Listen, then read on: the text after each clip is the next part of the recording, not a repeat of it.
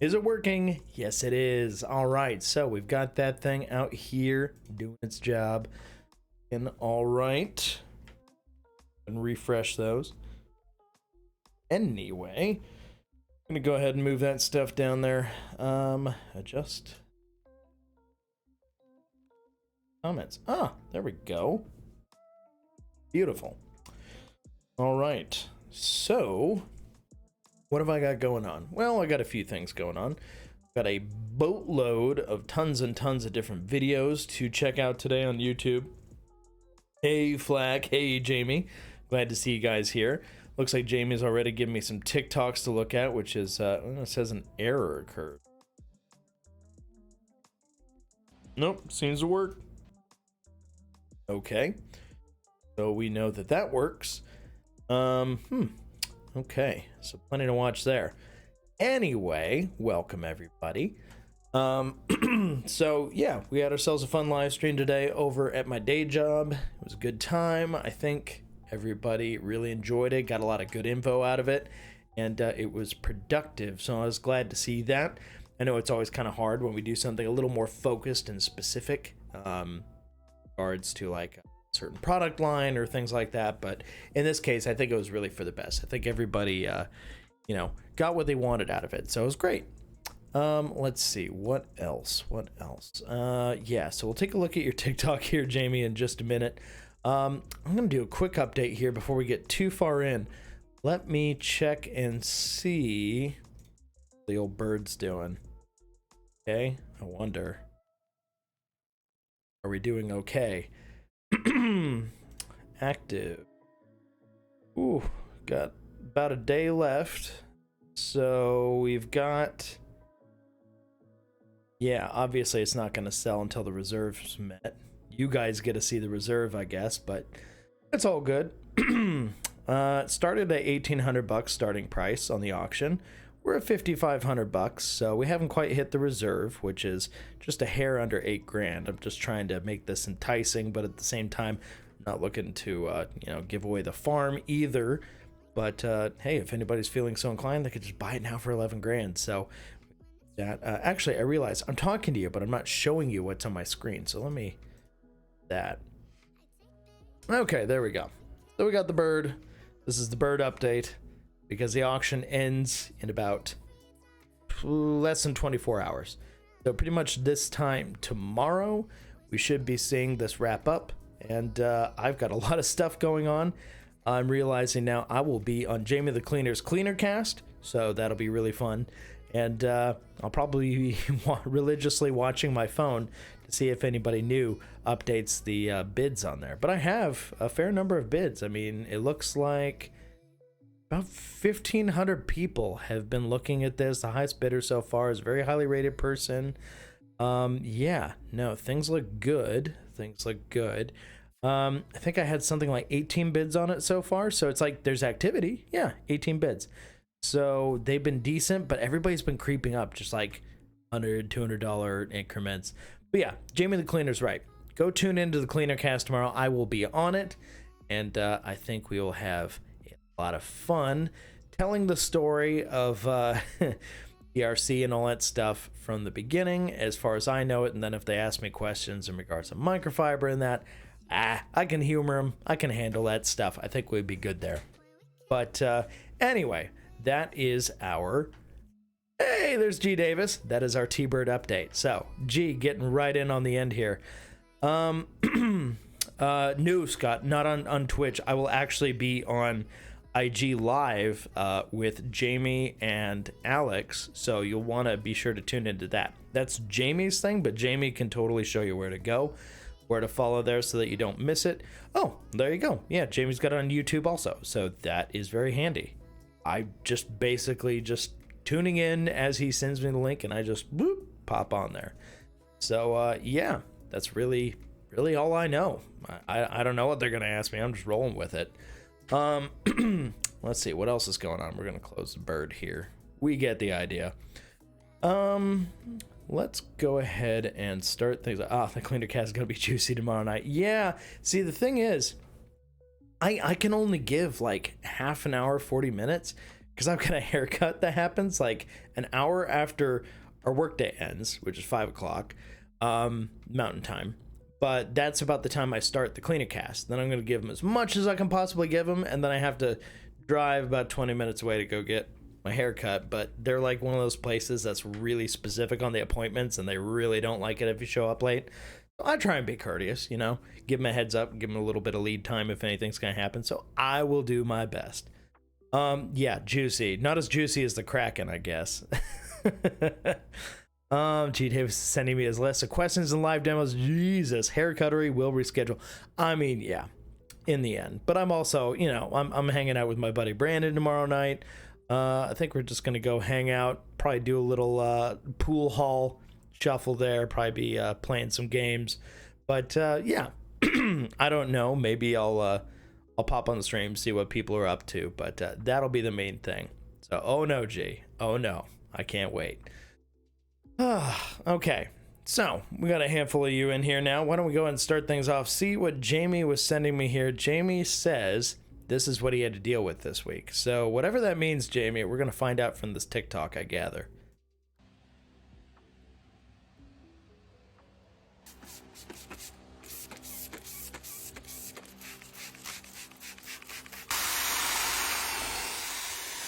Ah, the sound of a drill brush making soup. Oof.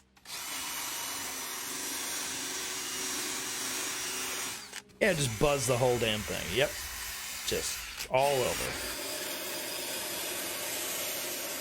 Yes. Get it? Get it good. Drago doing its thing. Yeah, that looks a lot better. Kick ass, Jamie. Did a gorilla explode in that hot? Yeah, I was kind of wondering. Oh my god, what? And it's still on the other seat over there, so not done yet. Oof. All right, Jamie, you earned your keep. You did the thing. That's clearly somebody's got a kid that doesn't have any manners. Yeah, good way to start things off. So obviously today I kind of thought, well, I'm not going to be able to do my free for all Friday because I've got a lot of stuff going on tomorrow, and I wasn't able to do my whatever Wednesday because, well, we had a company work dinner last night and all that stuff. So finding, you know, space in the middle here, it's Thursday, I figured, you know, free for all Friday Eve was going to have to be it. Well, once again, the naming conventions are loosey-goosey at best. They're really not a precision instrument here, but we're trying to make it a thing. I'm trying to make it a thing, trying to establish some kind of regularity. And it's been a few days since I was on the live in this capacity where I'm actually watching and reacting to stuff, and I just noticed that the chat box over here is looking real goofy. Move that thing down. Hold on. But he can see that. There we go. Oh.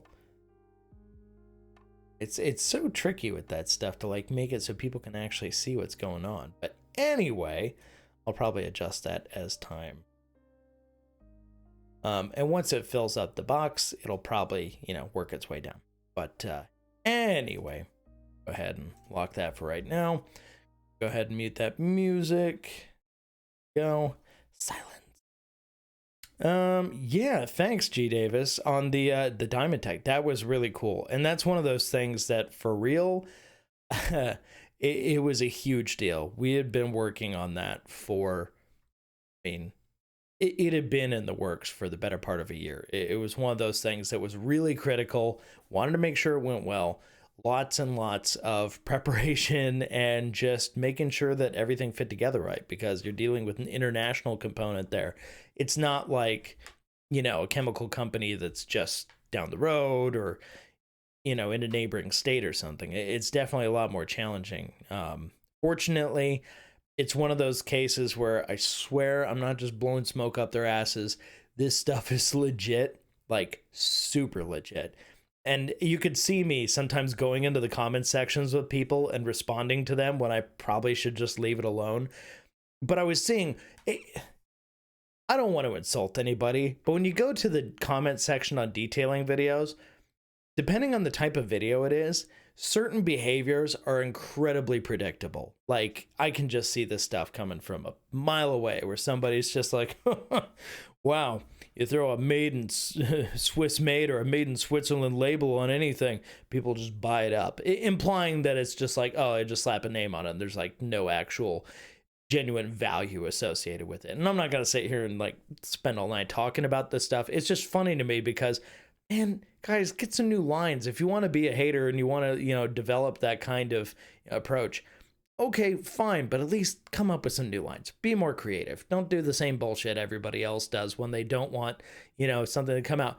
At the same time, I also understand that it's equally valid that somebody may have that opinion because they've been burned before, because there's so much bullshit in the detailing industry that just, all this jargon, all these names, nano this, crazy crystal blah, blah, blah, stuff, names just thrown out. They lose all meaning and people get frustrated. They just get really, really bent out of shape.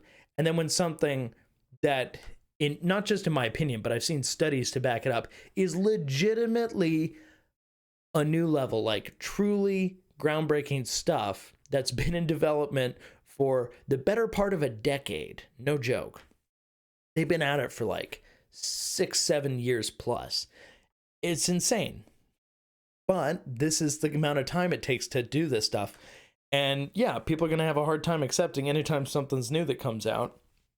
I mean, anytime, graphene was super popular for the last 2-3 years, people bring up, oh, graphene this, graphene that. And we would just kind of go, oh, yeah, that's cool. But like at the same time, we weren't going out of our way to try and sell a graphene product, not because we had like some foresight that we just knew something better was around the corner, but because we saw the adoption people had so quickly to something that hadn't really spent a lot of time in the market. They just leapt on it.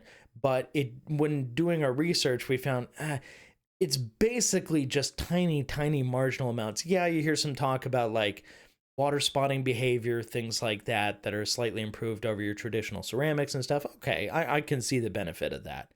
But they're really not taking it much further than what ceramic coatings were already doing.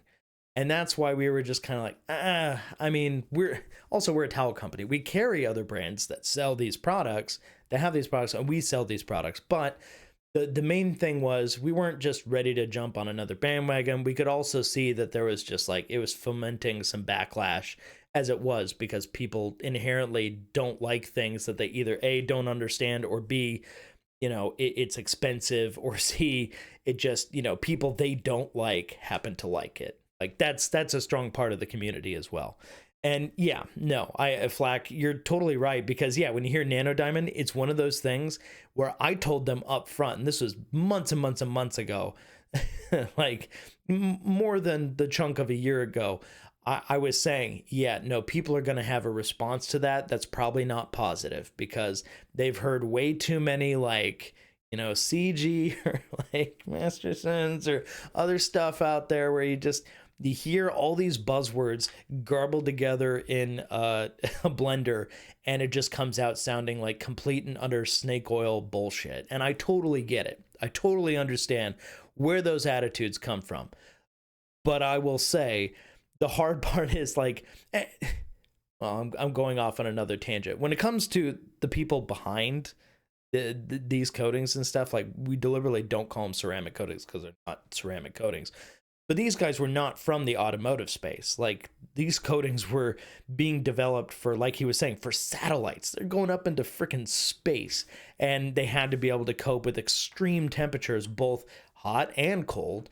And a lot of coatings can't handle that stuff. But where this was, beneficial was that it was actually flexible. It can handle these kinds of things that other coatings would have just been toast. But it's different than graphene also.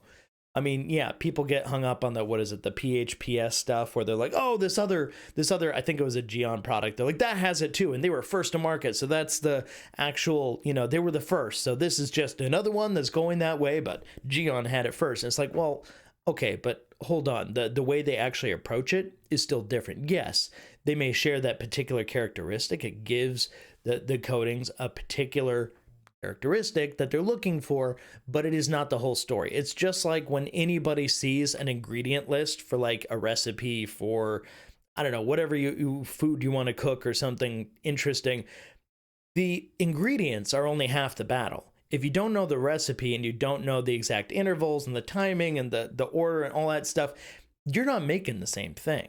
Even if you had the same ingredients, you could have something that turns out like complete dog water, or it could be fucking fine dining. But you don't know that unless you've repeatedly worked and developed and honed it in lots of trial and error and actually submit it for real studies. And these guys have done that.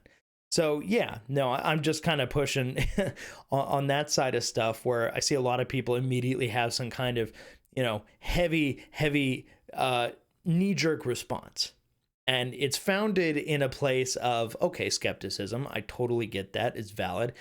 But in this case, literal nano diamonds are something that is straight out of Switzerland. It makes total sense that of all places in the world, that's where it's going to be happening. But yeah, their whole process for actually enriching those and doing the whole thing, it's fascinating. And we actually saw that stuff firsthand when we were in Switzerland. So it was super cool. And yeah, the nano diamond part of it, I've seen some other like sealants and coatings out there that have like diamond in the name, but they're not like this. This is something else. So yeah, without getting too deep into it, once again, I'm not a scientist, but I saw the actual SGS studies. Like, these are third-party independent studies where they conduct like scratch resistance tests, the hardness, the contact angle, all these things. Fascinating stuff. But corrosion resistance was insane to look at, and compared to like other coatings in the same studies and stuff, how much better this performed in hot and cold environments, obviously because the whole satellite thing originally. But like, there's so much that went on into this, and it just makes me sad thinking that people immediately have a negative response when they hear this stuff, thinking, oh, here comes another hype bullshit random jargon detailing snake oil, blah. And I get it. I get why people feel that way, but I swear to God, this is legitimately a unique prospect in the space. And I think once people get a chance to actually try it for themselves, they may notice some of the characteristics really do differ from what they're familiar with, be it standard ceramic coatings or graphene or any of that stuff. So all I'm saying is give it a chance. Just give it a chance. Because it's not something we would have spent that much time on if we didn't believe in it. And you guys, you know us. We're not gonna sit there and try and, it's somebody's pissing on you and telling it's raining kind of thing. Don't want that. So anyway, I've gone off far enough here, but you get the idea. Yeah, Nano Diamond's my favorite Bond villain. G. Davis, that's right. Yeah. Yeah, Flack, the polysilazane, that whole thing, that's just like one factor in it overall, but they knew like, oh, people are going to latch onto this thinking, oh, that's the thing that makes it whatever this kind of coating. So therefore these other guys had it first. So really it's runner up. It's a also ran, it's a second, fiddle, whatever. No, like that's part of it, but that is not the whole thing. The nano diamonds actually make a huge difference there too. So that is a unique entity all unto itself. Jamie, you got to be nano diamonding all the things. I mean, come on, it's fun. It's fun to say nano diamonds. But alas, we are not going to sit here and talk about detailing this whole time. I know that I got 5 of you who are probably into detailing, chances are, but we're not going to just do that. We're going to do some other things too. Yeah, and I don't think being in the same league as Moe's Evo is a bad thing either, not like you're being compared to Avalon. Yeah, Flack, that's true. No, and people will compare them. No doubt, people will compare them just because they get a certain impression when they, look up their SDS sheets, all that kind of stuff. But no, like the actual SGS studies that were conducted were real tests conducted by an independent body. They have so much foundational knowledge when it comes to chemical studies, all that kind of stuff.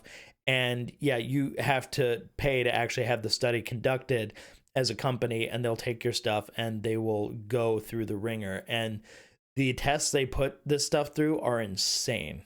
Just hearing what some of the stuff had to go through is absolutely insane.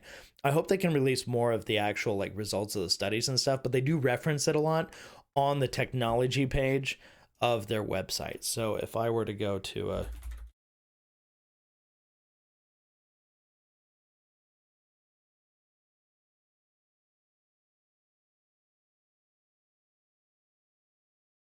And of course, now that I'm searching it, the website's not coming. That's fun. I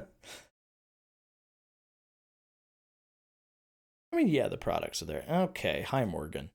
Anyway, there's a technology page on Diamond Protech's website that I highly recommend checking out.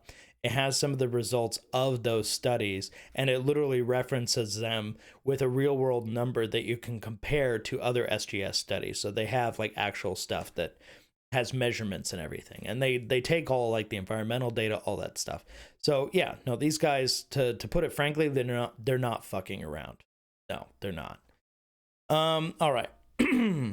Is a brand exclusive to TRC? No, G. So the thing here is you'll probably see other retailers carrying it around the world and stuff, but basically when we got to talking a long while back, when we got to, you know, try and test this stuff out, get familiar with it, they basically wanted to trust our expertise in getting the brand to market in a way that was going to, you know, put it in a good position to have people want to check it out, actually use it, because as we all know, we're not messing around at TRC. Like, we'll actually really give stuff testing, and if it doesn't, you know, meet Levi or Anthony's standards, it has to meet both their standards. If it doesn't meet them both, then it's not going to see light of day in our actual lineup. But yeah, no, basically we were just kind of helping them navigate the space because we've seen a lot of shit. So we kind of know where people are at. But yeah, G Davis is exclusive to Dane. I like that. But yeah, no, they understood once they saw how we conduct ourselves, how we approach stuff. We're really realistic. We're not going to sit there and hype something up in a way that's going to make people have some sort of like backlash feeling. No matter what you think about Bead Maker, don't look at us. If you, for some reason, hate it just because you see other people liking it, that's your business, but don't blame us. We were just sharing something that we enjoyed using with someone else who happened to have a much bigger audience than us at the time, also found that they enjoyed it in their first time out, and next thing you know, it's just a big deal. So yeah. Hey, Joey Belinsky, what's up? Yeah, cool to see people popping in. Anyway, I was just kind of going over a little bit of Diamond Protech stuff because I know people are all kinds of curious about it, and I'm really looking forward to people actually getting their hands on it. Now, I will say, like, as far as the stuff we talked about today, stuff we carry in the store, it's obviously the consumer line. It's not the pro line. I know a lot of people are referencing that Scott HD test series, which if you're not familiar with it, tell you what, this is my channel. I can do whatever I want. Let's go ahead and pull that up. So I'll go ahead and up on over.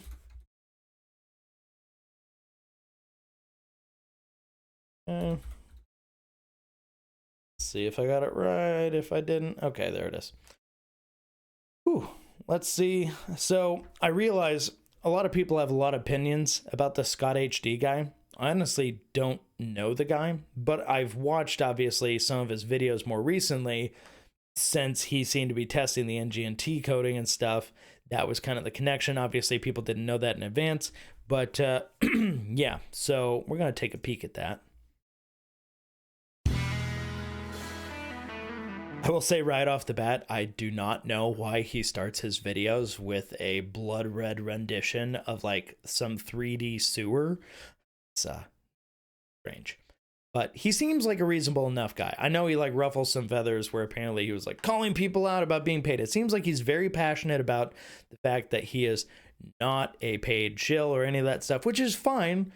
And I know some people are like really sensitive about it because they were up in arms about you know, just the aggression of it. But what I find with this guy from the videos that I have watched of him, he doesn't seem to have that same like level of, I don't know, there's just like a seething rage under the surface that I always felt from Scott at DPC, you know, Dallas Pain Correction.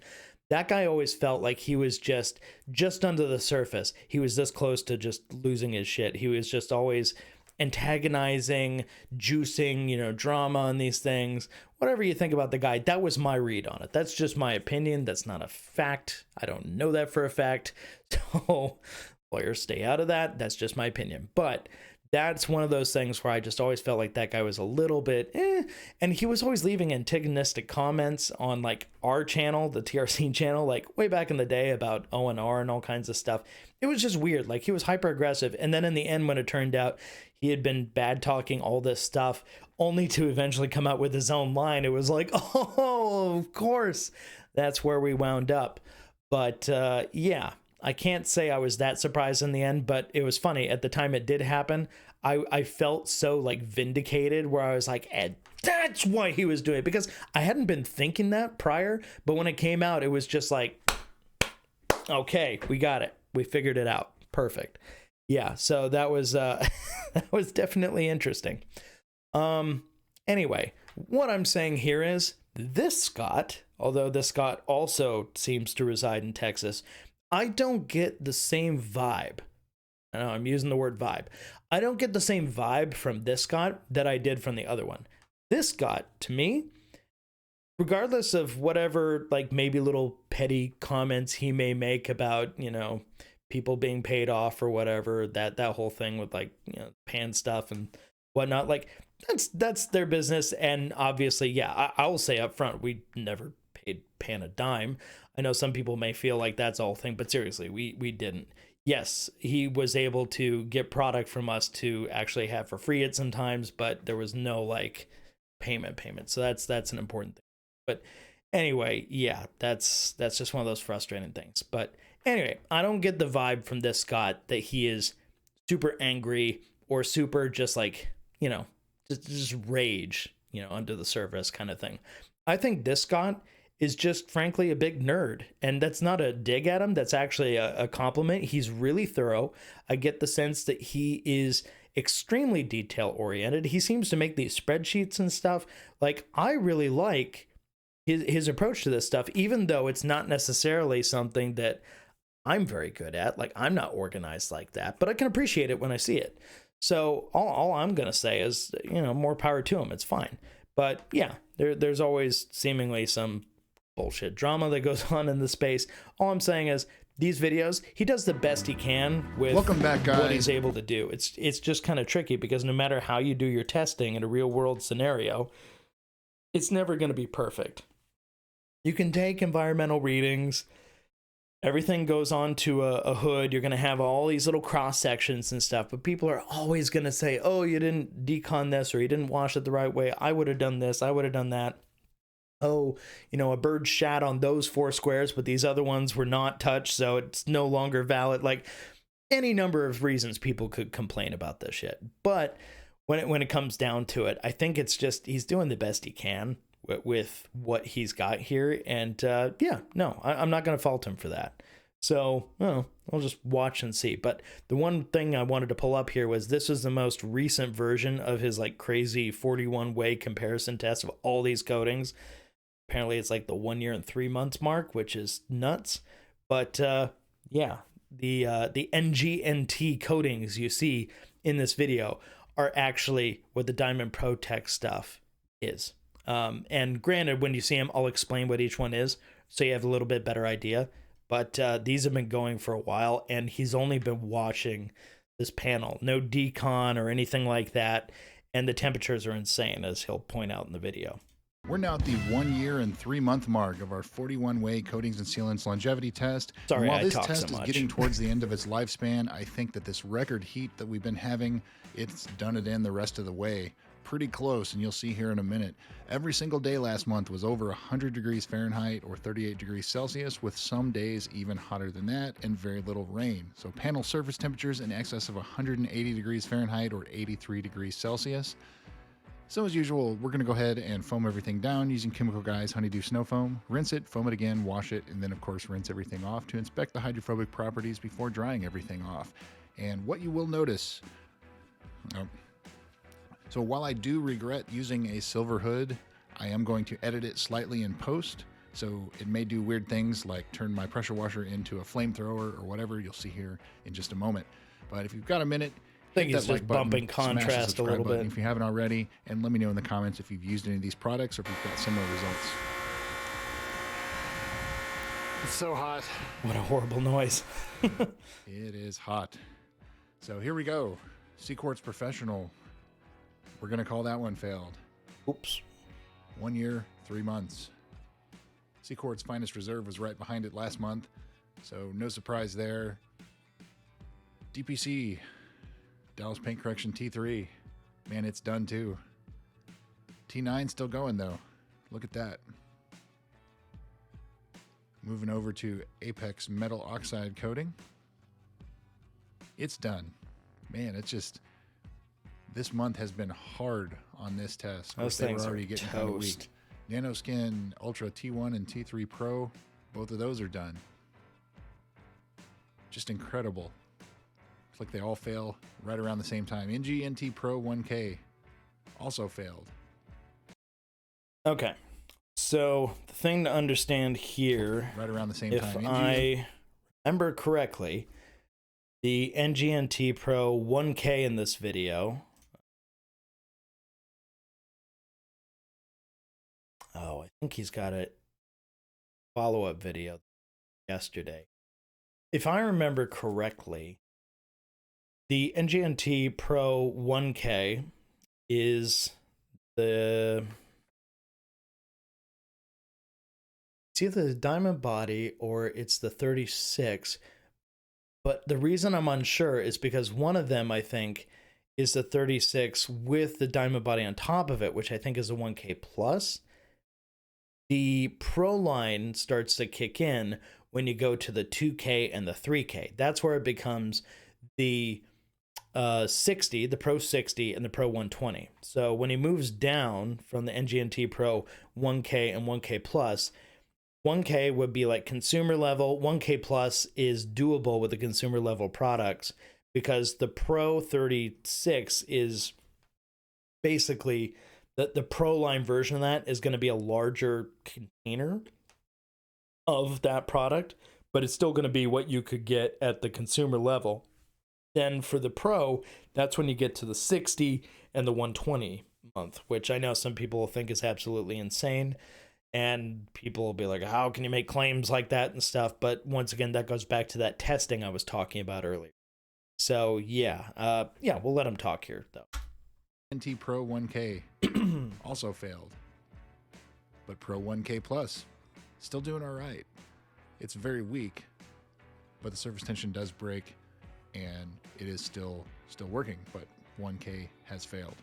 And I should also note, like, granted, a lot of these would do better if they have a particular topper regimen or anything like that, introducing that. I know some people may feel like, oh, a topper is cheating or whatever, but in certain cases, there's a legitimate benefit. And if all you care about are just raw numbers and you want to see a worst case scenario, then yeah, this kind of thing works.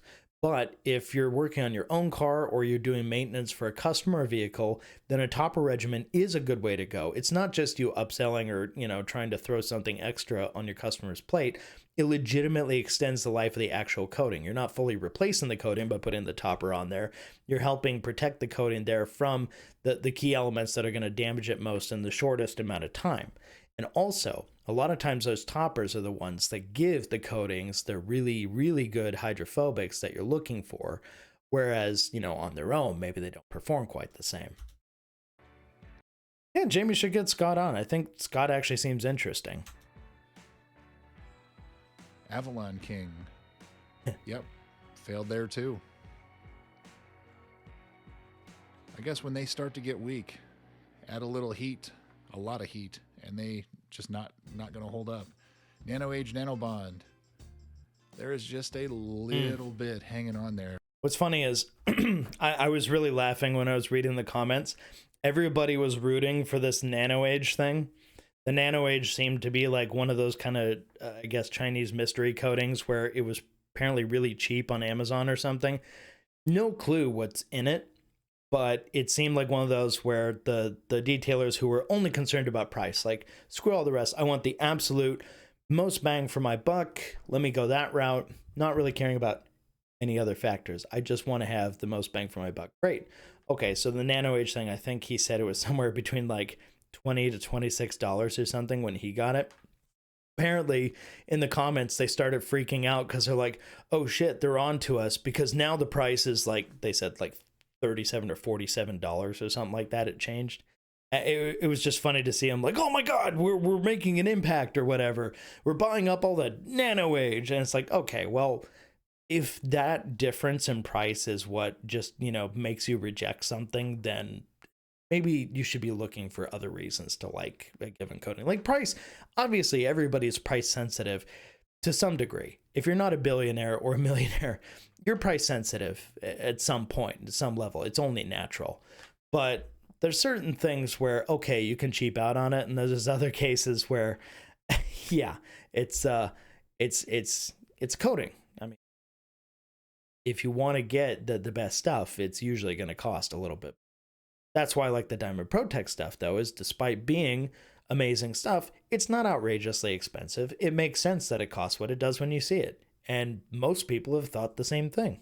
I don't think we'd call it failed, but we'll call it weak. Waresian. Joey, that's hilarious. My wife hates when Pan Video comes on because she never sees him do any organizing. I mean, it's in his name. I think early on in his channel career, he was doing more of that kind of thing. I haven't seen any of his more recent stuff, so I have no clue what's going on there right now. But yeah, no, CJ, pretty much no appetite for the drama.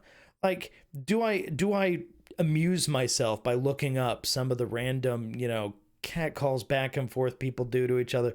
Sure. But do I want to fan the flames on any of that stuff? No. And have I seen how this industry works behind the scenes and rolled my eyes and or gone, no? When you've seen some stuff, sure, yeah. But in our position, like I'll say from our standpoint, the way we've carried ourselves through everything, I make a point. Like my parents always joke, like, Dane, you have a Catholic guilt and you're not even Catholic. Yeah, I'm somebody who just always wants to do right by other people. So when I think something is unethical, I'm gonna look at that and go, yeah, hell no, we're not doing that. So yeah, I'm usually a pretty strong voice in the room when it comes to do things the right way. People who know will respect it. People who don't know, fine, it makes no difference. At least you can sleep at night. So yeah, I much prefer to do things my way. If you like it, great.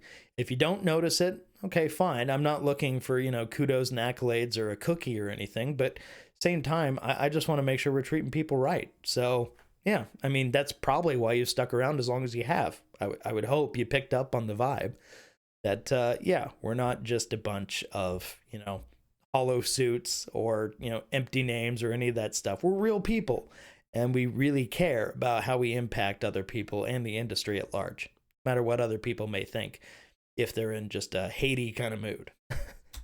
Gonna have a failure there too. And yeah, Flack, exactly right. People eventually see through that stuff. That's the thing. I never look at that and think, yeah, that seems like a great idea for short-term games, and then everyone will hate you from then on afterwards. It's like, why set yourself up for being that just like Hindenburg style explosion that everybody goes, oh my God, train wreck, can't look away. And then they eventually forget about you and you're a has-been afterwards. That sounds miserable. If you got to do the hard work and you got to, basically, I get annoyed when people talk about the grind or the hustle, but I would rather just do our thing, the people who recognize it, game recognize game. But for the rest of you, if you don't find out about us until later, cool, fine. I guess that just wasn't meant to be earlier. That's okay. But I don't want people to find out about us because we just dug into the latest drama and tried to juice it. That's stupid. And yeah, it's very short-sighted. Wow. Man, they're just falling left and right here. Drive Auto 9H. My Aunt Doris thought Jane was a nice, good Jewish boy from the suburbs. Oh, no. I think we're going to call that That's one right, failed Dan. too. We're so fucking And fake. McGuire's hybrid paint coating. Man, just one after another. This is incredible. That one's Man, failed look too. at all these, though. Underdog the Sauce Pro. Okay, you guys are going to have to, like, educate me a little bit on Underdog, though. Because in terms of just, hype and people talking about it, I feel like I can't go into any detailing space online, whether it's, Facebook groups or into forums or on Reddit or anywhere, without seeing at least one mention of Underdog somewhere. So, like, whoever's trying to get their name out there, they're clearly doing a good job because a lot of people seem to talk about them. But it's interesting. I just feel like it comes up a lot. Uh, Flag. It's Teflon. People get real salty when you call it not a coating. They seem to pay people kickbacks to plug it. I mean, if that's true, that would make sense. I mean, I don't want to say like an Andrew Tate type thing, but that's what Tate was doing, was basically offering like his Hustler University with the kickbacks to like all the people to promote him on all the different platforms, which made him seem bigger than he was. I'm not saying that's what's happening here, but if that's true, then that's the dynamic at play, maybe. Once again, I'm not alleging or saying anything. I'm just, reading what you're putting down there. But if that's true, yeah, that's how things become trendy and spelled wrong. At the same time, I mean, if it's Teflon doing what Teflon does, makes sense. It doesn't seem like there's anything wrong with it. I know a lot of people who do legit seem to like it, so I got no dog in that fight. Haha, joke. What is going on here?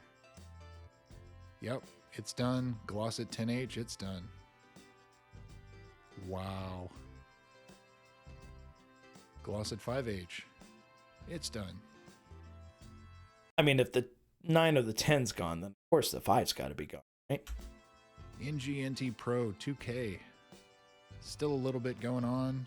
NGNT Pro 3K, still extremely hydrophobic. You've heard me talk about that in the past. That's a company from Switzerland that they're going to enter the US market and other markets under a different name, and I don't have that info yet. G-Technic. Well, now we know. We all know now. But seriously, look back at this stuff. This is still extremely hydrophobic. You've heard me talk about that in the past. That's a company from Switzerland that they're going to enter the... When you consider the other names on that hood, all the ones you've ever heard of that are big deal and oh my god, these are amazing and all that stuff, and you're looking at like 95 or more % of the coatings on that hood are already dead, at least as far as, hydrophobics are concerned. And then you look over here and this thing's like, I'm just getting warmed up. You can't tell me that doesn't get you a little excited, right? I mean, at least a little bit. But yeah, no, that's the Pro 120 right there. And the thing to understand it is effectively, yeah, the difference here is when it comes down to the layering thing. I know a lot of people get hung up on, oh God, I don't want to do the layer stuff. And like back in the day, Ivan would talk about, well, layering something like a wax or something can be kind of dumb because it'll just, the carrier solvent will remove the previous wax and just putting it down again. But in the case of this coating, I will say from everything I've understood about it, this one really, really actually has real tangible benefits when you layer it. It literally like becomes a whole new coating as you layer it. The characteristics, it's nuts.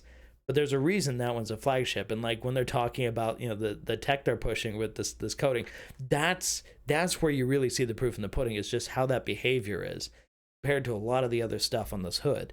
And remember, yeah, I know a lot of people are like, yeah, but that's only 1 year and 3 months and this thing says it's 120. How are you supposed to believe that? Well, with regular maintenance and, not, subjecting it to the absolute worst elements, maybe it's going to be a little different. But the testing seems to hold up on that. So we're just going to have to wait and see, as somebody else told me. But I would say if the others are doing that bad and this is doing this good, it bodes well. It bodes really well. Imagine if you're actually regularly deconning, washing, taking care of it. That's going to last. That is really good. The US market and other markets under a different name, and I don't have that info yet. G-Technic Ultra, very weak. Which, I mean, G-Tech Ultra is good stuff too. That's no joke, and that's not performing by comparison. But it's still hanging in there. IGL Easy Graphene, that's rated as a 1 year coating. It is also dead. Man, what are we going to have, like a dozen failures this month? This is insane. For those of you... It's really interesting seeing how much the heat affects these coatings. I honestly thought they would hold up better, but he seems to really heavily indicate that the heat has more to do with this than anything else, in his estimation. That is one thing where I look at the nano diamond tech that they've got, and because of that whole it's for space satellites, it sounds jokey, but it's true. The elements that you face out there, just the insane temperature shifts from hot to cold and everything, yeah, that coating is going to handle some shit that none of these others are going to be capable of dealing with. Granted, here on our terrestrial home Earth, here on terra firma, you're usually not going to have to deal with extremes quite to that level, but it's nice to know that it can back its own ass up. You saying it's clogged up? Of course, at the end of the Yeah, test, imagine the UV you by the deal looks with. of It's this, it's gonna be insane. a year and a half. And I We will realized I do a cut my decon fingernails and I wash can't so open this Randy beer is now. back, but we are going to mark them failed in the meantime. Chemical Guys Carbon Force also failed. So there we go, guys. Lots of failures this month. Just ignore the fact I used a NGNT screwdriver to Pro open my 3K, beer. That would be the standout. There's a few others still going. G-Technic Ultra. Dallas Paint Correction T9. As much as I don't care for the guy, it's a decent product. And Nano Age, maybe just a hair. Very, very weak. But wow, what a change. One heck of a change for this month's update. And as you heard me say, we are going to do a decon wash, and we'll do our CarPro descale, CarPro reset, etc. After we're done doing the 1.5 year mark. That'll be which is what interesting I'm to gonna call see. this test. I'm really curious So to thanks see again if for watching, guys. any of the others kind of come back to life after that. That'll be very interesting to see. Oh no. I think Anthony has carved out a space in the niche market of high-end inflatable pools and gourmet dog food. Honestly, G, I have no clue if DPC is still doing their thing or what. Yeah, do not know. If they are, all right. If they aren't, well, I don't know if any of you guys are paying attention to it. Nobody seems to be answering, so I'm gonna go with kind of cricket chirp kind of sound effect on that one. Not for me, but I guess he's carved out his own little segment. Yeah. Stuff out. Oh, okay, Flax. So you have been seeing it. Interesting. I mean, I just don't hear people talk about it anymore, but then again, I'm not looking for that info, so if people are talking about it, that would be news to me. It's just I haven't seen it in the spaces that I used to see it. I feel like I used to see it all the time, and then it just sort of just poof, disappeared one day. So anyway, that was nice and informative. If you guys would like, I can check out his other video here just for a quick peek. Want to look down in the comments. Okay. Here we go. So here it is. NGNT Pro 1K equals discontinued and replaced with Diamond Protect Body. Yes. Okay. So Diamond Body 36 is basically like the one that people were like comparing, kind of like C2V3 or BMaker or something like that. It's got the stuff in it, but it's obviously a different, concentration, a different form. It's meant to be much more of a lighter kind of like, okay, topper type. But the fact that it's still designed to do that is pretty, and with some refreshes and stuff, it can last. But the NGNT Pro 1K Plus is a Diamond Protect Pro 36. So basically, note, Body 36 and Pro 36 are the same product, just that the Pro version will come in a larger. Okay. Yeah, and then down here, Pro 60 equals the 2K, Pro 120 equals 3K, and that's the 3K is where stuff goes absolutely batshit nuts. Let's see, what else do we have here? Segment, no idea. Scott, your comment about all the guys in detailing being named Scott did crack me up. You're not too far off the ball there. I feel like there's a lot of Scotts out there detailing. Ones I know and ones I've just heard of. Joey, I cook a batch of dog food for my 10-year-old pup every few days. I can't judge Anthony for that. Wow, Joey, that a thing? Like, are you just making kibble, or like, what are you doing with that? Flax says he has a new spray coating out and a ceramic wax, I think. I can't even get this stuff in Canada. Plus, the way he acts, I wouldn't support him. Yeah, no, for me, it's like, okay, I don't want to be petty. And when it comes to like music and stuff, if the artist is an asshole, but I like their music, I'll separate art from artist. That's fine to a degree. There's definitely some areas where I'm like, holy shit, that's really, really bad. But for the most part, yeah, separate art from artist. But in this case, when you're talking about like these products and like a YouTube personality or something like that, this is a person who, for the most part, made their name from coming across like they were being helpful, but by doing the thing where they seem helpful, they were being equally toxic in the other direction and just generally creating an air of negativity. Even if they would argue that they were being educational and helpful, there was so much just shit spewing and throwing going on everywhere. It was a hostile environment for a while there, for sure. Circa 2018, 2017. Yeah, just kind of a weird time. So built yourself up by knocking others down. It's super obvious to the people who notice the patterns and the behavior, but at the same time, when you call it out, the people who like that are just going to think, oh, you're being weak by not accepting that, this guy's an alpha or a Chad or whatever. It's like, no, when you're a dick, you're a dick. And there's ways to not be a dick and still get your point across and be informative and educational and a positive role model for people. Or you can take the approach of, fuck you, got mine, and that's, some people just rather do that. But I don't know. I don't particularly care for that. That's just me. All right. So I mostly just wanted to look at the items down there. But now that we see those, we're good. What else? That entity of G. Davis Schools and Joke and Welding. Including their own brand of humor. Yes. That is a real thing. So everybody's just basically chatting about that. Ooh, Dane, you ever see those 60s amphicars? Yes, Luke, I have seen those 60s amphicars. They've actually got some outside of the Radiator Springs place or whatever in like Disney World in Florida. There's some restaurants that are over. Oh, Disney Springs. Sorry, I was thinking of Cars for some reason. Disney Springs has like a restaurant out there, and they have amphicars that are like all parked out behind there in like this lake space. But what he's talking about are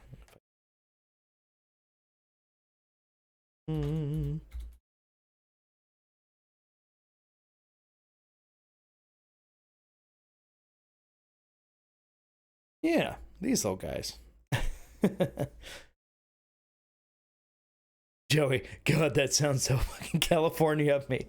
Dude, I mean, it does, but at the same time, like, compared to a lot of Idahoans, I'm not gonna sit there and immediately, be all upset if somebody's from California. I mean, I get some people just have this insane, like, oh, California, they freak out, and it's like, I've been there, it's nice, I understand why people want to live there, the weather's great, I also understand why people don't want to live there, shit's really expensive, I understand it all.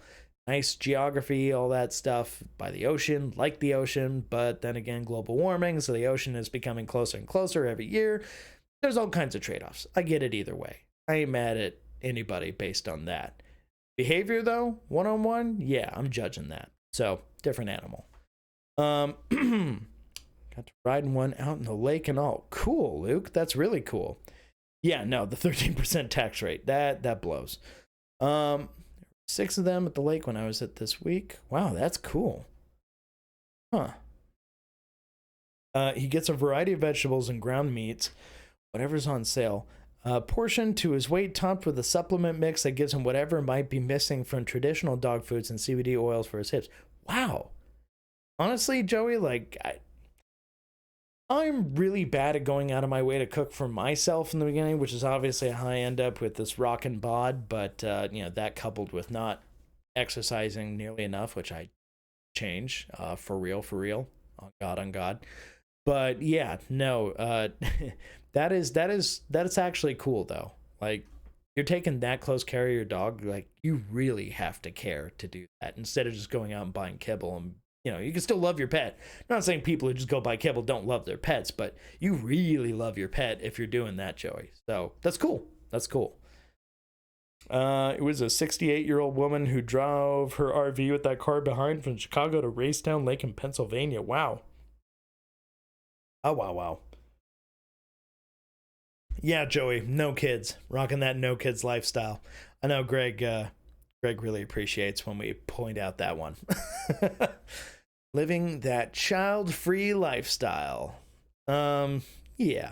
No, it's preferable for me right now. Everybody around me seems to be having, babies, and they're noisy and expensive and gosh darn cute, but also noisy and expensive, and you don't sleep, And yeah, no, I have lots of selfish reasons for not wanting that. But I really appreciate the people around me who don't necessarily force that. So cool. My parents are cool about it. They're like, nope, it's okay. Don't worry about it. I mean, I could easily do that, but at the same time, like, they're happy. So we're good with that. Yeah, no, there you go, Luke. Rocking that hashtag. G Davis, amen. I'm legit planning on a vasectomy. Yeah, Dan, I mean, yeah, a little bit of personal information there, but at the same time, like, cool. You do you, boo. That's all right. What else? So the amphicars, yeah, those are really, cool little things. I just love the way they're styled. Kind of reminds me of like those old 60s British Fords, like the Cortina, or like, well, actually, no, like an Anglia almost. Well, not quite, but you get what I'm saying. The tiny wheelbase, but it's got little fins on it, which is actually funny now that I think about it, because it's an amphibious car with fins. Anyway, vasectomy conversation has definitely come up recently too. Yeah, Joey, that's life. And then they're expensive and over dramatic teens. G Davis, you're saying that like you probably got some experience there, and I'll hear you out on that one, but I think I'm good. I'm all good for now. All right, so we got the amphicars.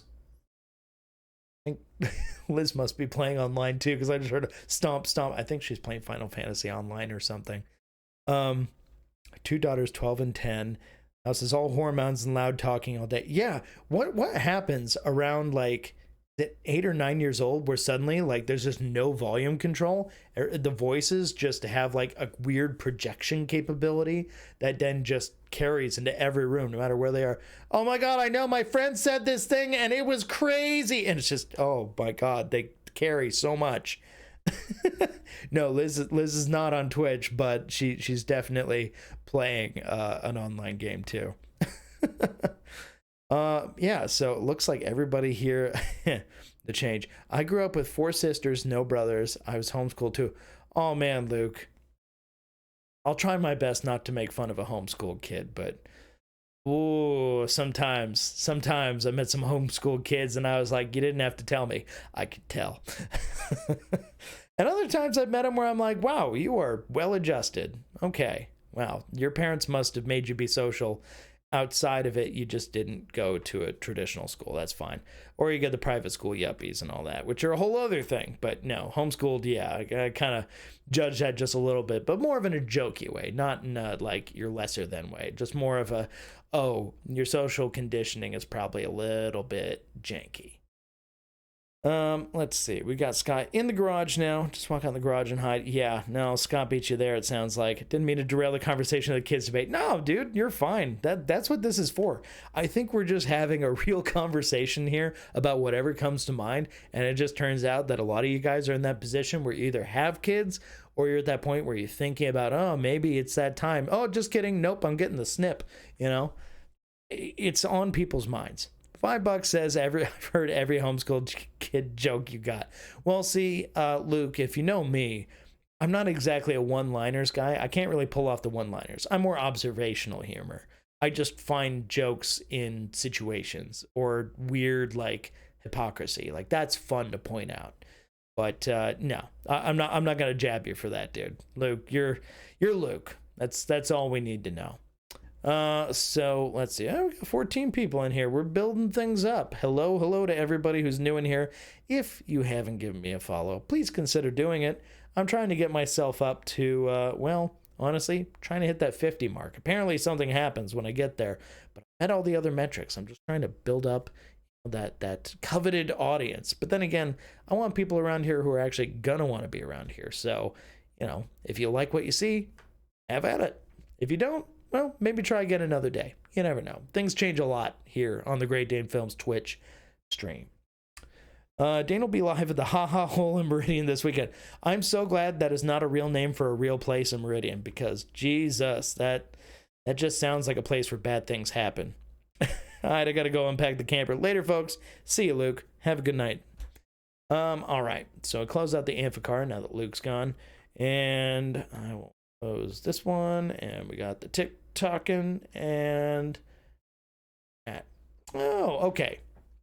So this goes back to a totally different stream that I was doing earlier in the last week or so when they revealed the new EV, Dodge Charger EV.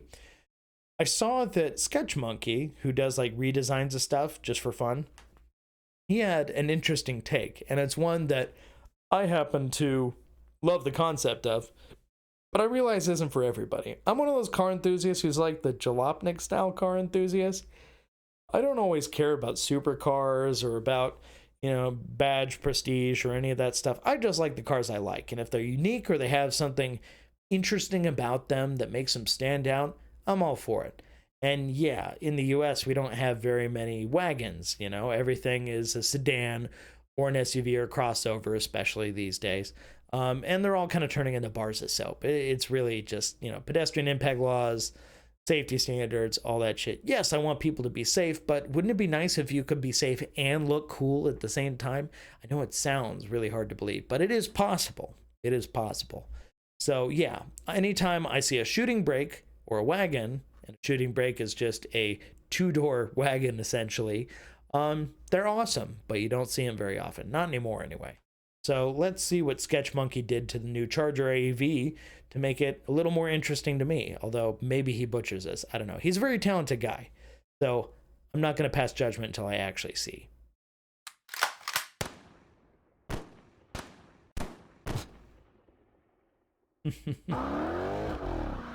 Magnum. I'll also point out I am not a Dodge guy. I'm not a Mopar guy. I have 0 dogs in that fight. Like, I grew up around a lot of GM stuff, but I'm also not like a GM purist. It's weird. If I look back at my vehicle ownership history, I've owned more Ford adjacent vehicles than anything else, between the Jags, the Ford, the Mazda, multiple Mazdas, all that stuff. Yeah, it's interesting. But anyway, I digress. Of course, we have to turn the new Charger Daytona into a station wagon. I made a couple of these redesigns before of the Challenger and the the Challenger drawings where they turn them into a frickin' wagon are dope.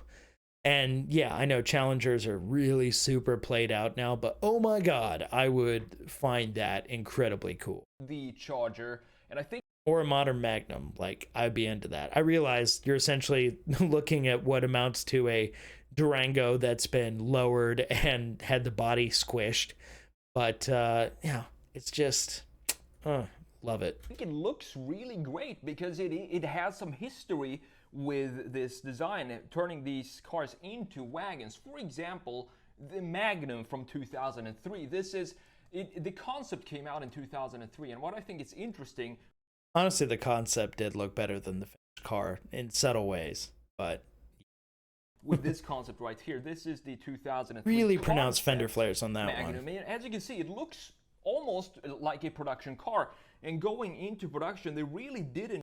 Production one, though, by production standards of the day, Chrysler was really brave. I mean, they made so many concepts that were amazing that never saw the light of day in production, but to its credit, when it came out, that roof line on the Magnum to this day is still super chopped looking, like very, very impressively chopped looking. Granted, you also end up with a very high waistline, which is the bottom of the window space where the sill is, where you'd rest your arm. With that being so high, it limits your visibility. It really, you know, it looks cool to some people, but the trade-off is, yeah, okay, you have a harder time seeing out, but you have the added benefit of, okay, if you get into any kind of side impact, maybe it's going to hold up better in a crash. Maybe. Change a lot of this design, and I think they did a fantastic job turning this concept into the productions. You can see right there, pretty nice. Now, I will say, turning this concept into the productions, you can see the production he's showing there either has eyelids on it, but I don't think so, because to me, that looks like the facelift Magnum. That doesn't look like the original Magnum as it came out. That looks like the facelifted one. The crosshair grille looks a little too sharp, and the headlights obviously got more of a lower, meaner look in the facelift. See right there, pretty. But it's funny, even from here, look how cloudy those mofos are. Seriously, they're yellowing in this shot.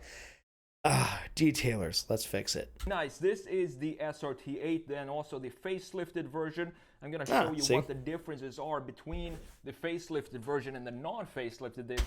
Man, I just said everything he was going to say anyway. I have not pre-watched this. I know way too much about this shit when I don't even care necessarily. I just, absorb the information and it just comes to me. The early versions of the Magnums, but looking at this, transitioning the front end. I always thought that the Caliber SRT4 was all-wheel drive, and then I found out it wasn't, and I suddenly cared about it a lot less. Not that I cared about it a lot in the first place, but the concept was kind of fun, the idea, because they got rid of the neon, which, by the way, fun fact about those neon SRT4s, if you've ever sat in one, you would know that the front doors, the front windows, are power windows, but in the rear, they have cranks. Number one, to cut costs, but number two, weight savings, how they argue it.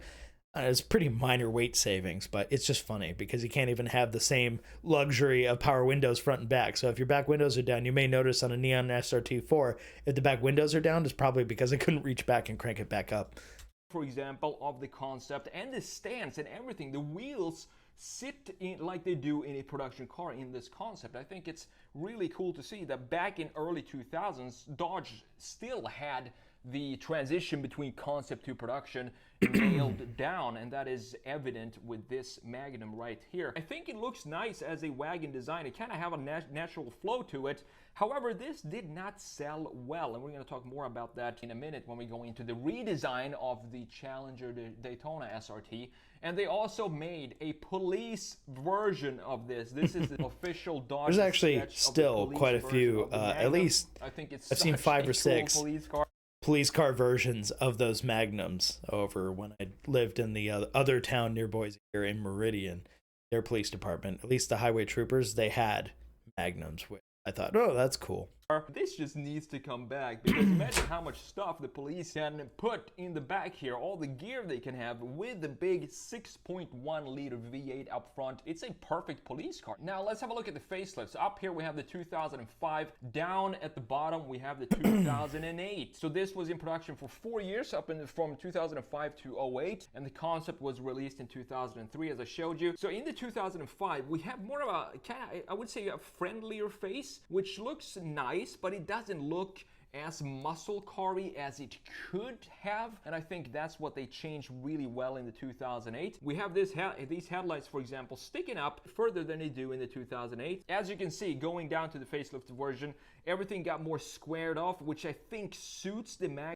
The hard part for me, and this is just, I don't know if it's just really heavy prejudice towards it or what, even when you're looking though at like nice, fresh, new at the time pictures of Chrysler and Dodge products during the early and mid 2000s to the late 2000s, there's an element of cheapness to it. Something about the headlights just screams cheap, and it's hard to shake that feeling, even when you know it's got a gobsmacking awesome engine under the hood and it's rear wheel drive and all the things you would like about a performance vehicle just for, a grocery getter that can also kick ass.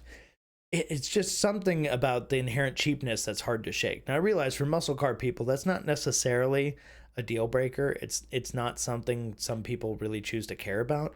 If you've ever sat inside one of them, it definitely feels cheap inside in certain ways.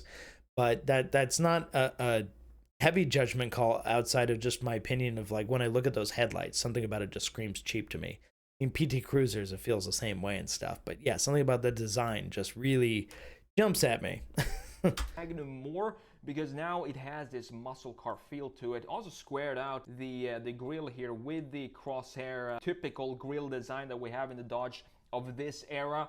And also some updates to the lower part. As you can see, we have a new styling for the housing of the fog lights right here, and also a bit more update in the centerpiece of the lower part of the intake. Other than that, a very, very subtle facelift, but I think Scott, basically. And you'll also notice the 2 models he has here. Those are not SRT8s. Those are probably RTs. I can see what appears to be probably a little Hemi badge on the red up top here, and I'm guessing that's also what's in front of the character line along the side doors here on the silver one down below. The main giveaway that they're not the SRT is the SRTs, unless I'm mistaken, they almost all had smoked out headlights that kind of help take away from some of the cheap, but the standard models had the more bright headlights. Not literally bright, but like the housing was brighter. But at the same time, it made a big difference to emphasize this muscleness of the Magnum design. So here we have the insane Dodge Charger Daytona SRT EV. I've made a couple of videos on this before, as I'm sure you know, but since a lot of you wanted to see a wagon version of this, or a shooting brake, I can hear the sound in my head still. More fancy than wagon, because I'm gonna keep it still as 2 doors. You can see there it is again. A third door right here, because that means that I'm gonna have to stretch out the wheelbase, and I don't want to do that. I think this wheelbase looks really cool and tight. Yeah, so to go back to my thoughts on this design from before, I really liked most of it.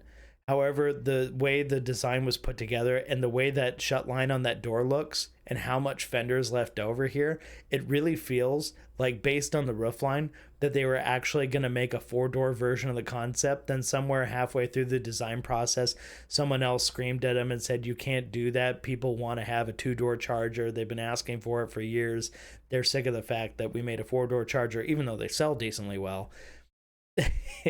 It's just, man, there's no B-pillar on this concept that I can really tell. That thin black line there in the middle of the window, it suggests that there would be B-pillar there. However, it's so thin that I don't think there's any actual structural element going there that would be there to reinforce the roof or anything.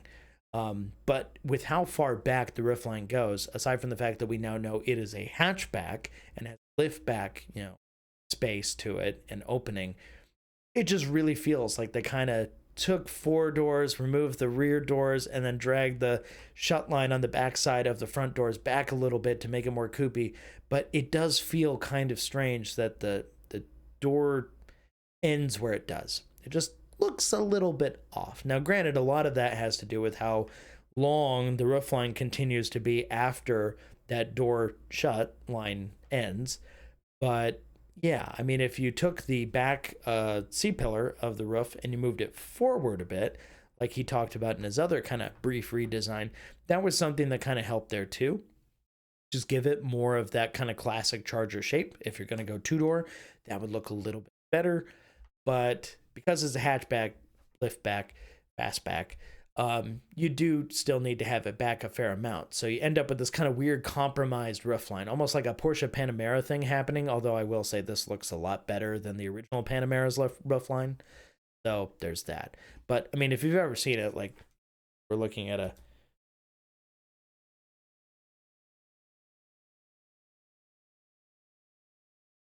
like a base model Panamera. Yeah, it's just awkward. The way the roof terminates back there is just a little bit awkward. So yeah, I get those kinds of vibes from it. Don't get me wrong, I love a liftback, fastback, hatchback, whatever. It's what my XKR is, and it's one of the major reasons why I bought it. But it's still a little awkward looking when you put it onto a car that definitely has a more sedan-like profile. My Jag is very streamlined, looks much more like a sporty GT coupe style thing. That makes more sense. But in this case, it's a little bit, But what I do when he makes this a wagon, here, you see this that'll angle, be interesting. It kind of leans inwards in the rear end. So what I want to do is just stretch it out, the bumper, so that it ends at this point. I think that will balance out better when we stretch out the top part to go something like this. We need to have a solid foundation for. That's right, Jamie. We got to get 10 more followers, and then I, crack into the new level here on my Twitch journey. Hopefully, we can find at least 10 more people to join the ride. But yeah, no, consider following if you're new and you don't know what's going on around here, but you're intrigued by it. The mask that we're going to add on top. So with that said, let's jump in here and continue in Photoshop and see what this is going to turn out like. So the Magnum, as I said, it was in production from 2003 to 2008. And the reason why they had to cancel the Magnum is because of lack of sales. And I think that had to do with, at the time, That distort feature is doing a lot of work there. Also, any guesses as to what Sketch Monkey's accent is? Time, Dodge had a lot of cars that were similar to the Magnum, but they didn't have the wagon part of it. And I think they kind of took away from the sales of the Magnum. If they were to release one today, a shooting brake, like if the new Charger Daytona EV came out as both a coupe, a four-door, and a two-door shooting brake, I'm not sure which one I would pick. I would still... Oh, Joey, I'm sorry. That sucks. Well, hopefully you just build them up again with this new one. Probably pick the two-door because I love the original design.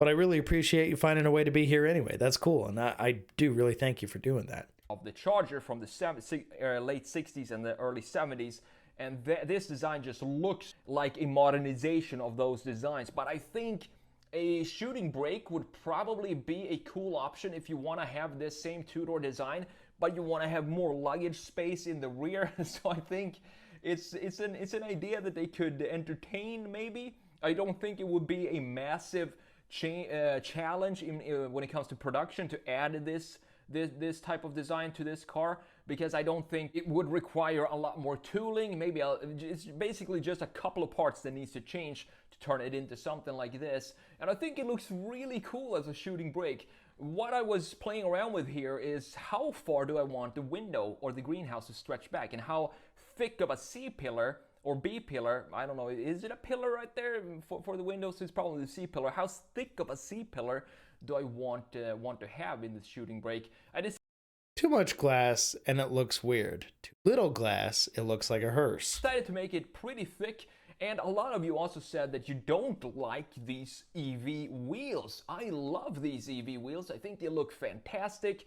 It almost has this sort of white it's like a turbine to it, kind of, but in a modern interpretation of how they could look. But I'm gonna change the wheels here just for the heck of it, because the previous redesigns I made, the redesign I made on this, I kept the original wheels, but now I'm gonna take in some Challenger wheels from today and apply it on here to make it look a little more normal, I guess.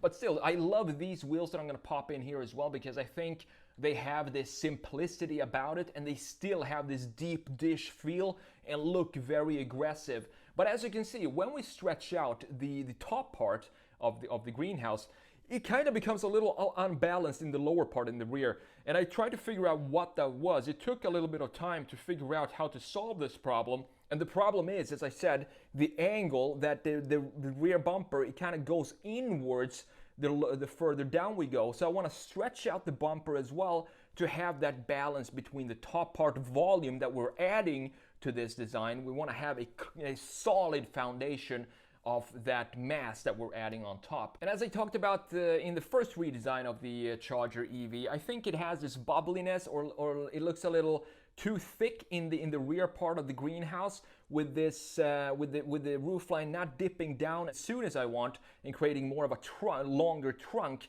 But if we add a shooting brake option for this, that completely takes away that problem that we have in the original Charger Daytona EV. And I think it works well having a shooting brake design onto this solid foundation that we have. It still looks like a muscle car. I think a two-door shooting brake Charger EV that's faster than a Hellcat would just be nuts, and something that I think would kind of suit.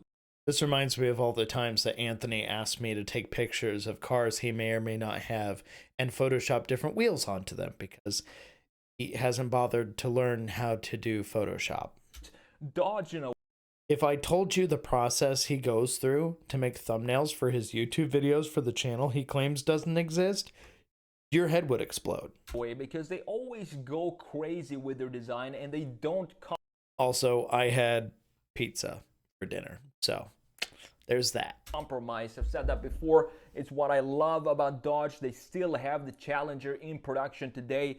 The same design that came out in 2007, and it's selling like crazy because people love the design of proper muscle cars and not compromising, morphing into sports car territory like the Camaro and the Mustang have done, which have reduced their sales. Challenger still outselling both of these today, which is just nuts. Other That than is that, nuts. super cool design. In this day and age, I mean, that is the power of not just marketing, but like brand loyalty. You don't see that many places for such a big ticket item. I mean, a car is a serious purchase. For most people, that is the first or second most expensive purchase at any point in their lives, usually with the first being a house, if that's the route they choose to go. But yeah, no, it's always interesting when somebody really commits, you know, especially when it's Mopar. You really gotta like Dodge and Chrysler, the whole Mopar vibe with a Jeep or any of that stuff. You really gotta like them because, I mean, there's some reliability things, there's some recall things. Not that anybody else is immune to that, but just, you know, Mopar tends to have a few more. Really fun to make this quick read. Of course, I say that, and Ford is like, you know, falling apart half the time, calls and stuff too, and GM doing GM things. Redesign, and thanks for the suggestions of making this redesign. So now I've made 3 Dodge shooting brake redesigns, and I think they all look really cool. So maybe Dodge will come out with something like this in the future. At least I hope so.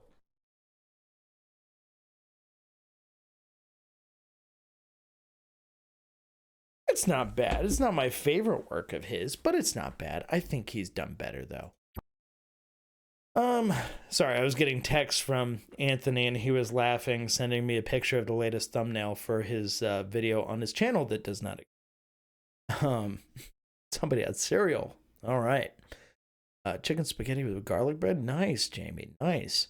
Everybody's just having their dinners. Okay. Yeah, I will say Dodge really proved that design matters. Yes, Dan, they absolutely did. They really, really used design to their advantage when others were way too focus grouped and yuck. Has the potential to be a sled. Yes, Dan, I think that would be rad. It's not my favorite work, like I was saying, of his, but I still dig it. All right, so closing that one out, moving along. Okay, this one cracked me up. I saw this video come up last week or something, and I knew I had to add it to the list. So now I think we can all relate to what the subject matter of this video is. It's all about trying to sell things and or buy things on Facebook Marketplace and the experience that comes with that.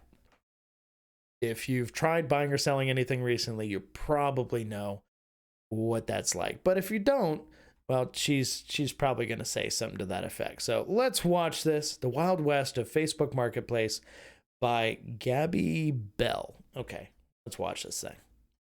Facebook Marketplace is a wild and wacky world where innocent, naive locals try to sell their used goods for way more than it's worth, but underneath some guy in sunglasses trying to sell you a blurry picture of a stained chair is some of the weirdest and most untalked about discoveries I've ever made. Facebook Marketplace is quite literally the Wild West of online marketplaces, from eBay to Poshmark to OfferUp and even Craigslist. And People actually use Poshmark?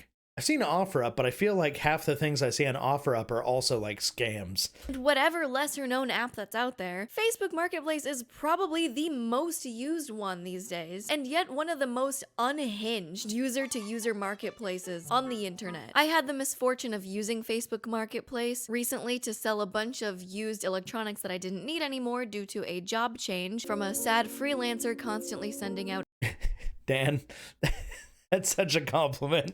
Thank you. Dan's sitting here. I would be the worst person to be on your show. I'd spend 3 hours just agreeing on things. Yeah, no, without conflict, there's not much of a show, but I'm not looking to create conflict, as we discussed at the top of the program when we talked a little bit about YouTube detailer drama bullshit. But yeah, no, I like a little spice, a little flavor, mixing stuff up, but that's why it is free-for-all Friday Eve. So we're going to watch a lot of different kinds of videos. We got some car design ones. We had a little detailing at the beginning just to trick you into watching the rest of this. And now we're going to start diving into some like fascinating things. I even had some stuff that was about live streaming and why it's apparently hell on earth, but I'll be the judge of that. I stopped using eBay once I got some fake Yu-Gi-Ohs about 15 years ago. Oh no, Jamie. Oh no. Hey, look at that. We got Tony in the house. Bonnie is on Poshmark all the time. It's 99% used women's clothes. Okay, thank you, Tony, for confirming that Poshmark actually works, though. That's definitely makes sense, though, that I have never set foot on that app or that website or anything because I have no desire to buy nor sell anything you would probably find on there. That makes sense. Anyway, like she's talking about, let's continue. Let's see where this goes. Overdue invoices. Also, real L on the Jamie Yu-Gi-Oh's there. I'm really sorry to hear that. You should take that up with Anthony. He would definitely talk to you about that. To clients who didn't want to pay me, to being an internet micro celebrity. And the experience I had on there was like no other. From old lady scammers, to obsessive weirdos that made me feel unsafe, to people just straight up making fun of me. Like, this guy had the nerve to see my listing and then go out of his way to message me that I was selling it for too cheap. Meanwhile, I was getting messages like these offering to pay me less than half as much as I was selling it for. So thanks, Steven. You're right. Why I chose Facebook Marketplace over eBay during my spring cleaning spree in the middle of summer was that I didn't want to deal with paying UPS $40 to send a 2-pound package to Louisiana and end up losing my time and money over that. But honestly, eBay may have been worth the hassle looking back. Oof. Felt that. The amount of times people ask me to call them on Facebook Marketplace is an introvert's. For real, that. Why is that? Why? I ran into that too. Worst nightmare. Do you want the ring light or not? It's $10. What could you possibly need to call me about? All the information you need to know about the product is in the description. So the first really important thing I want to touch on with Facebook Marketplace that I've seen really no one talk about are the insane amount of scams. Hardly surprising. So as but a yes. seller, when you put up an expensive item on Facebook Marketplace, which for me was a gaming chair that didn't fit me, my old camera equipment, anything over a couple $100s, you'll get someone Good God, Joey, I couldn't agree more. I will jump through any hoop not to have to talk to somebody on the phone. Yeah, it's not a phobia per se, but it's just like, if I don't have to, I don't want to. And the people who like try and get you to like message them, or you feel like they're gonna send you a weird link, I don't know. So much scammer bullshit these days. suspiciously quickly messaging you asking to buy your thing. That's Oh, great God, and cool this. and makes your brain do a little happy dance for about 5 seconds. And with the first time I was contacted like this, I almost fell for it. And I could have sworn I was smart. So let me bring you through it, because this is really interesting. I got contacted by a nice older lady. I tapped on her profile, as I always do, to check if they're a real person. Yes, very first thing, always do it. Yeah, because you'll get people that upon first glance you're like, there's no way this is a scammer, and then you start to look and you go, wait, it is. And upon checking, the account seemed to be at least 7 years old, with posts dating back to 2015. It seemed pretty legit, so I went along with it. That's a big part of it too, is just looking at the age of like their posting history, because I realize some people have stuff set to private, so you won't obviously see a lot all the time, but it is so obvious when you get these ones where it's like, oh, they have 5 posts that are visible and like 1 picture, and the last post was like 6 months ago and there's nothing else, or it's all super recent stuff and they still only have like 1 or 2 pictures and they're clearly just cribbed off of some other. They offered to pay full price for the item up front on Venmo before coming to see it or pick it up, and they play it off like they want you to ship your item to them because they're Red not flag. local. Which, if you wanted something shipped to you, you'd normally go through Facebook's sorting option to find items that can ship to you. But the scammers don't do that, so they don't have to put any shipping address or any personal information on Facebook itself. So here's where the conversation got a bit weird. I gave this old old lady my Venmo username. And then she asked me for the email that was attached to my Venmo account for verification purposes. Usually when you're paying someone that you don't know on Venmo, they ask you to confirm the last 4 digits of their phone number before paying, and even then, you can just bypass that and click, I'm gonna risk it anyway without confirming. So I played along and I gave her the email that was attached to my Venmo account. I was already suspicious, but now I wanted to see where this was gonna go. And boy, oh boy. A couple minutes later, this beautiful email got dropped in my inbox. The subject reads, Venmo account on restriction, in all caps, from Venmo_logistics.com. From the email Venmo_online_logistics87 at AOL.com. Wow.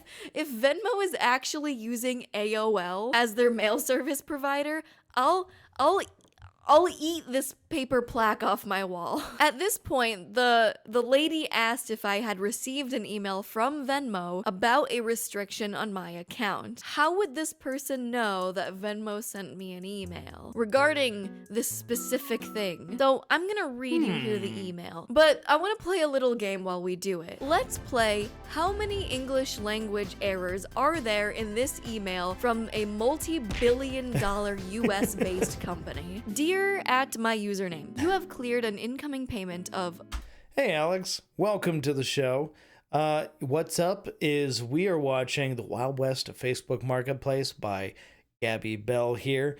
And yeah, she's basically talking about trying to buy and sell things on the very shitty Facebook Marketplace as well as other online, secondhand operations, I guess you could say.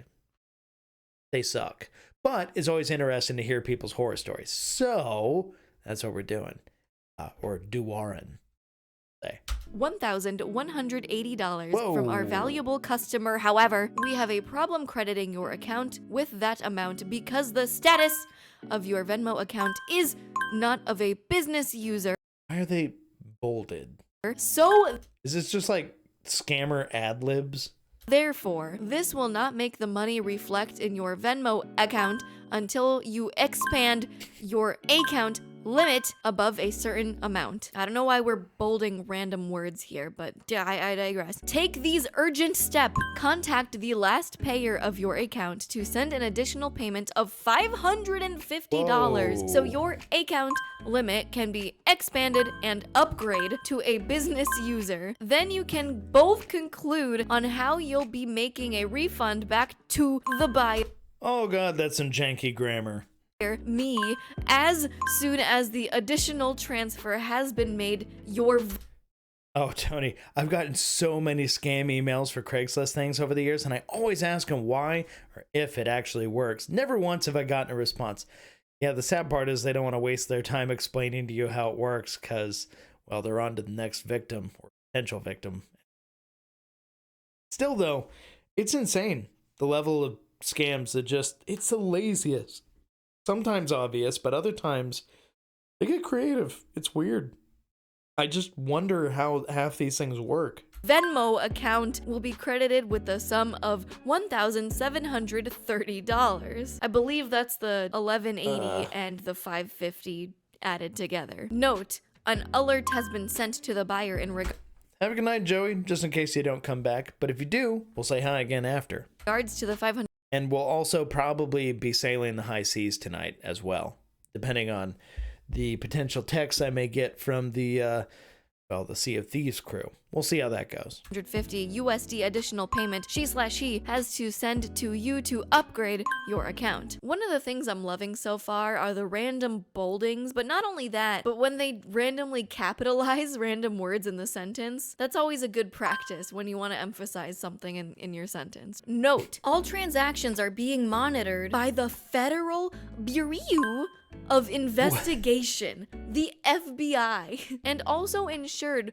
with an hardcover insurance policy. I thought a hardcover insurance I like how they put FBI in parentheses as if, well, okay, if saying it all together doesn't make sense, look at this acronym. policy was for checking something out at your local library. And funnily enough, the first Yep, Alex, that's right. Anthony was sending me a picture of what he was going to use as his blacked out project car.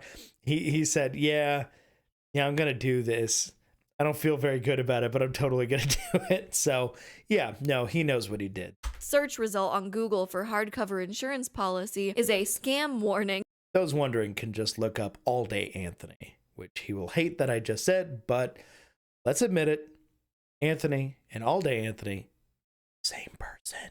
From 2012. So through all the spelling and grammatical errors from Venmo HQ here, they wanted the old lady to send me an extra $550 for me to upgrade my account, and then somehow we will both get refunds back, and that's how my account gets upgraded to a business account, because they're trying to play it off like there's a limit to how much you can send on Venmo with a personal account, like it's a credit card. The footer of this email does look like it was taken from the actual Venmo support email footer, but you can tell they added some text to the bottom, like they drew on it with crayons or something.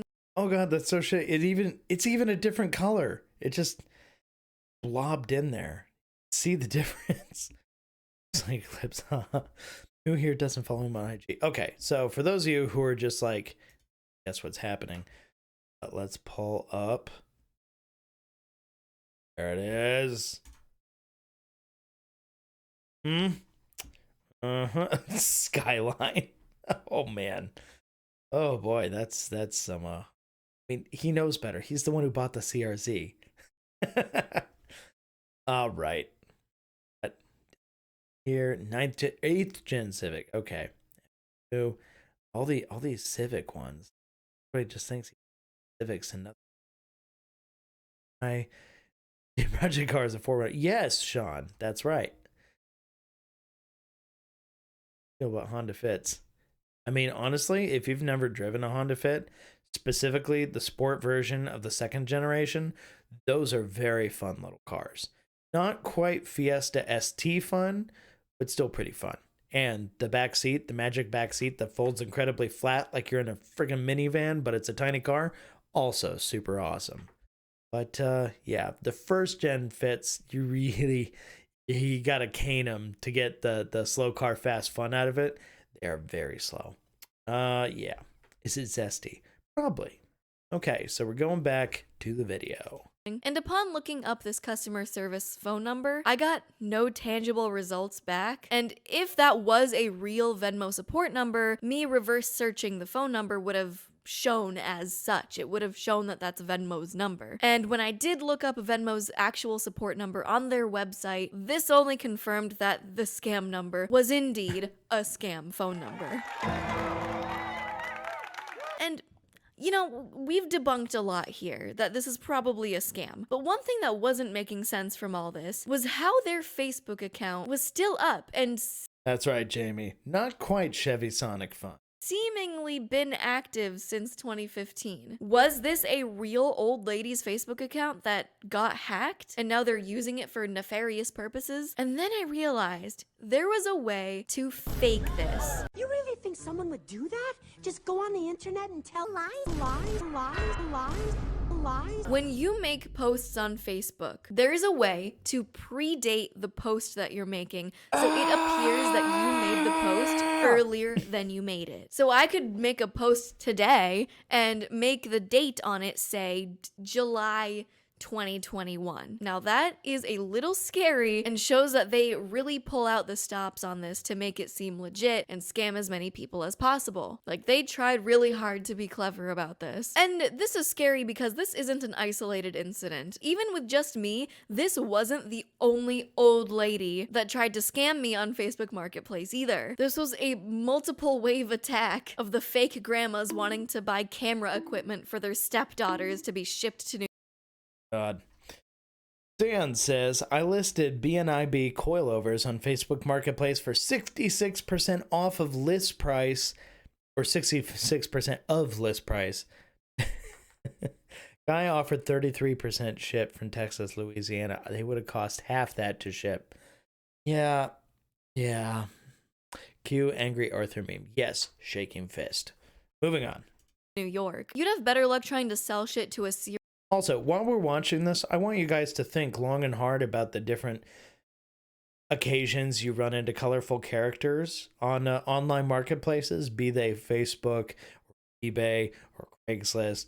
What weird scenarios have happened to you when you were trying to sell and or buy something? What's the sketchiest scenario you seem to recall you've been in?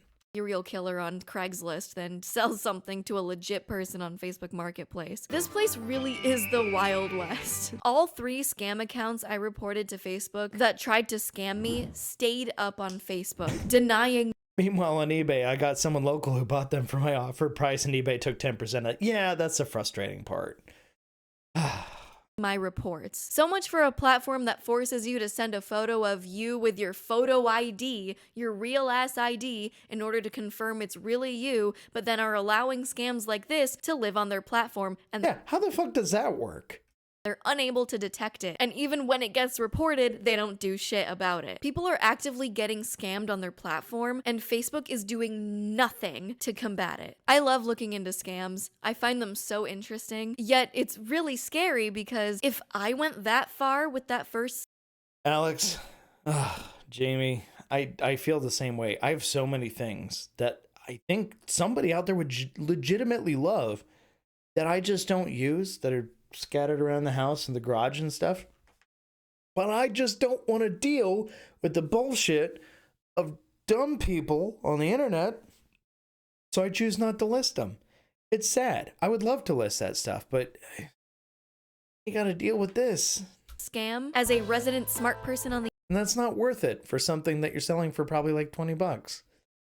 I mean, with my little Mac Mini I sold, okay, that's worth it when you're talking like $400 or $500, but for the little stuff, just a pain in the ass. internet for over a dozen years, my mom would have definitely fallen for it. She clicks on every phishing link like it's candy on Halloween. So that's a sign to share this video with your mom.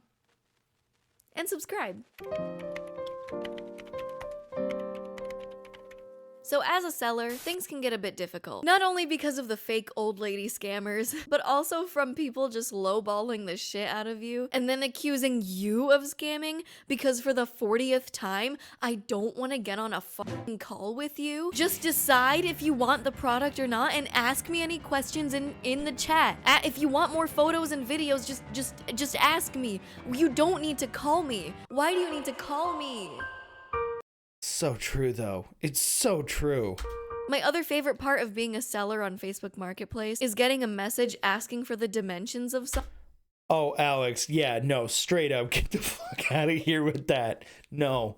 Yeah, excuse me, that free thing you have sitting in front of your house, could you deliver that?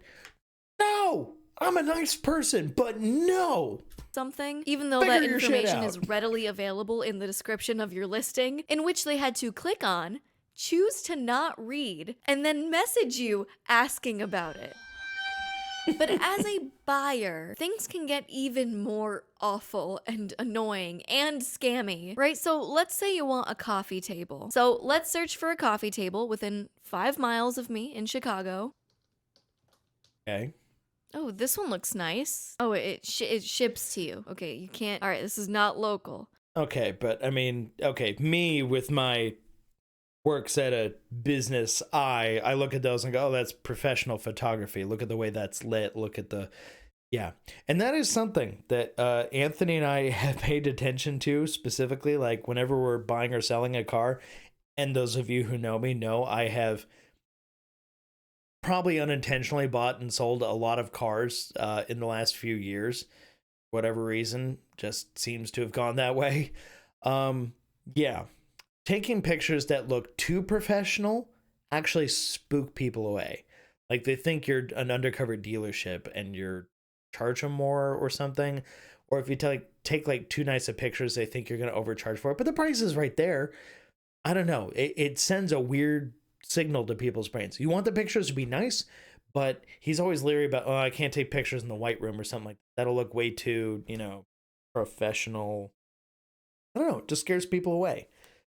But the counter to that is some of the horror stories you see on Craigslist. Man, you see stuff listed like car for sale, Even if it's like not a total junker, like it's actually a decent car, sitting under a tree, it's covered in shit, it's parked behind a trailer that can't seem to hold the camera straight. There's a million things wrong with it, but it's always it's always like overkill one way or the other. Or it's yet another dealership pretending to sell as a non-dealer just to get people to click. One of the most frustrating things is always the 1, 2, 3, 4 pricing, or the ones where they list a car for a price and then it turns out that's just what they want your down payment to be. Sons of bitches doing that. Yeah, you get it. Oh, I like this one a lot. Oh, this is shipping only. Okay, womp. this is also shipping only. Oh wait, this is brand new. You can buy multiple of these. This is just a straight up store selling you new shit. Oh, this one looks nice. Okay, that was an ad. All okay, right, that I'll one see you, that one Tony. was Take an ad. care. All right. Well, why are all of these shipped to you? I specifically specified Chicago, Illinois within 5. It's called curb stoning? Okay. I did not know that's what it's called. Because, yeah, you sometimes get the vibe where you're like, I'm pretty sure this is a dealership, but it's listed under a person's name. That happens on Facebook all the time in particular. Not so much on Craigslist, but on Facebook it happens a lot. It's not listed under a dealership, it's listed under an individual's name. 5 miles, and they're giving me shit that ships to me. That's not what I asked for. Well, I guess I'll peruse the electronics. I don't know. That's always fun to look through. Wait a minute. What's this? What?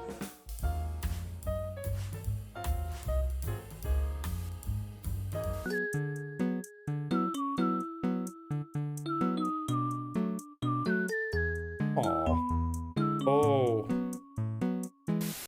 That's some targeted marketing right there. That was a rare occasion.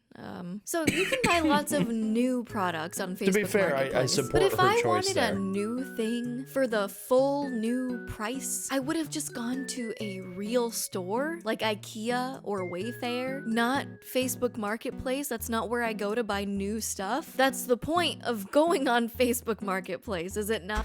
Thumb over the plate. God, there's that whole group on Facebook that's like, whoops, looks like you did a license plate doodle. And they'll deliberately just make fun of people who try and cover their license plates as if that's really gonna. Because I don't want a new one. That's why I'm here. I want something used and cheaper. And there's almost no discernible, reliable way to tell the difference between an ad, something that isn't local, shipping only, or custom built, new or used, right on the marketplace feed. My monkey brain will click on the thing that looks pretty and good and realize afterwards that I gave my cookies away to 8 different marketing agencies. Luckily, you Oopsie. can sort and filter your options, but should that really be the default when I'm specifically looking for a location radius? I don't think so. And then once you do finally find furniture that is remotely usable and Yoshi, best part about living in a major city, I put my old refrigerator on the curb. A scrapper rings my doorbell and asks if it's free and if he can take it. Tell him yeah, and I don't have to haul it anywhere. Yeah, it's freaking amazing if you live in an area with enough traffic to pull that off. That's great.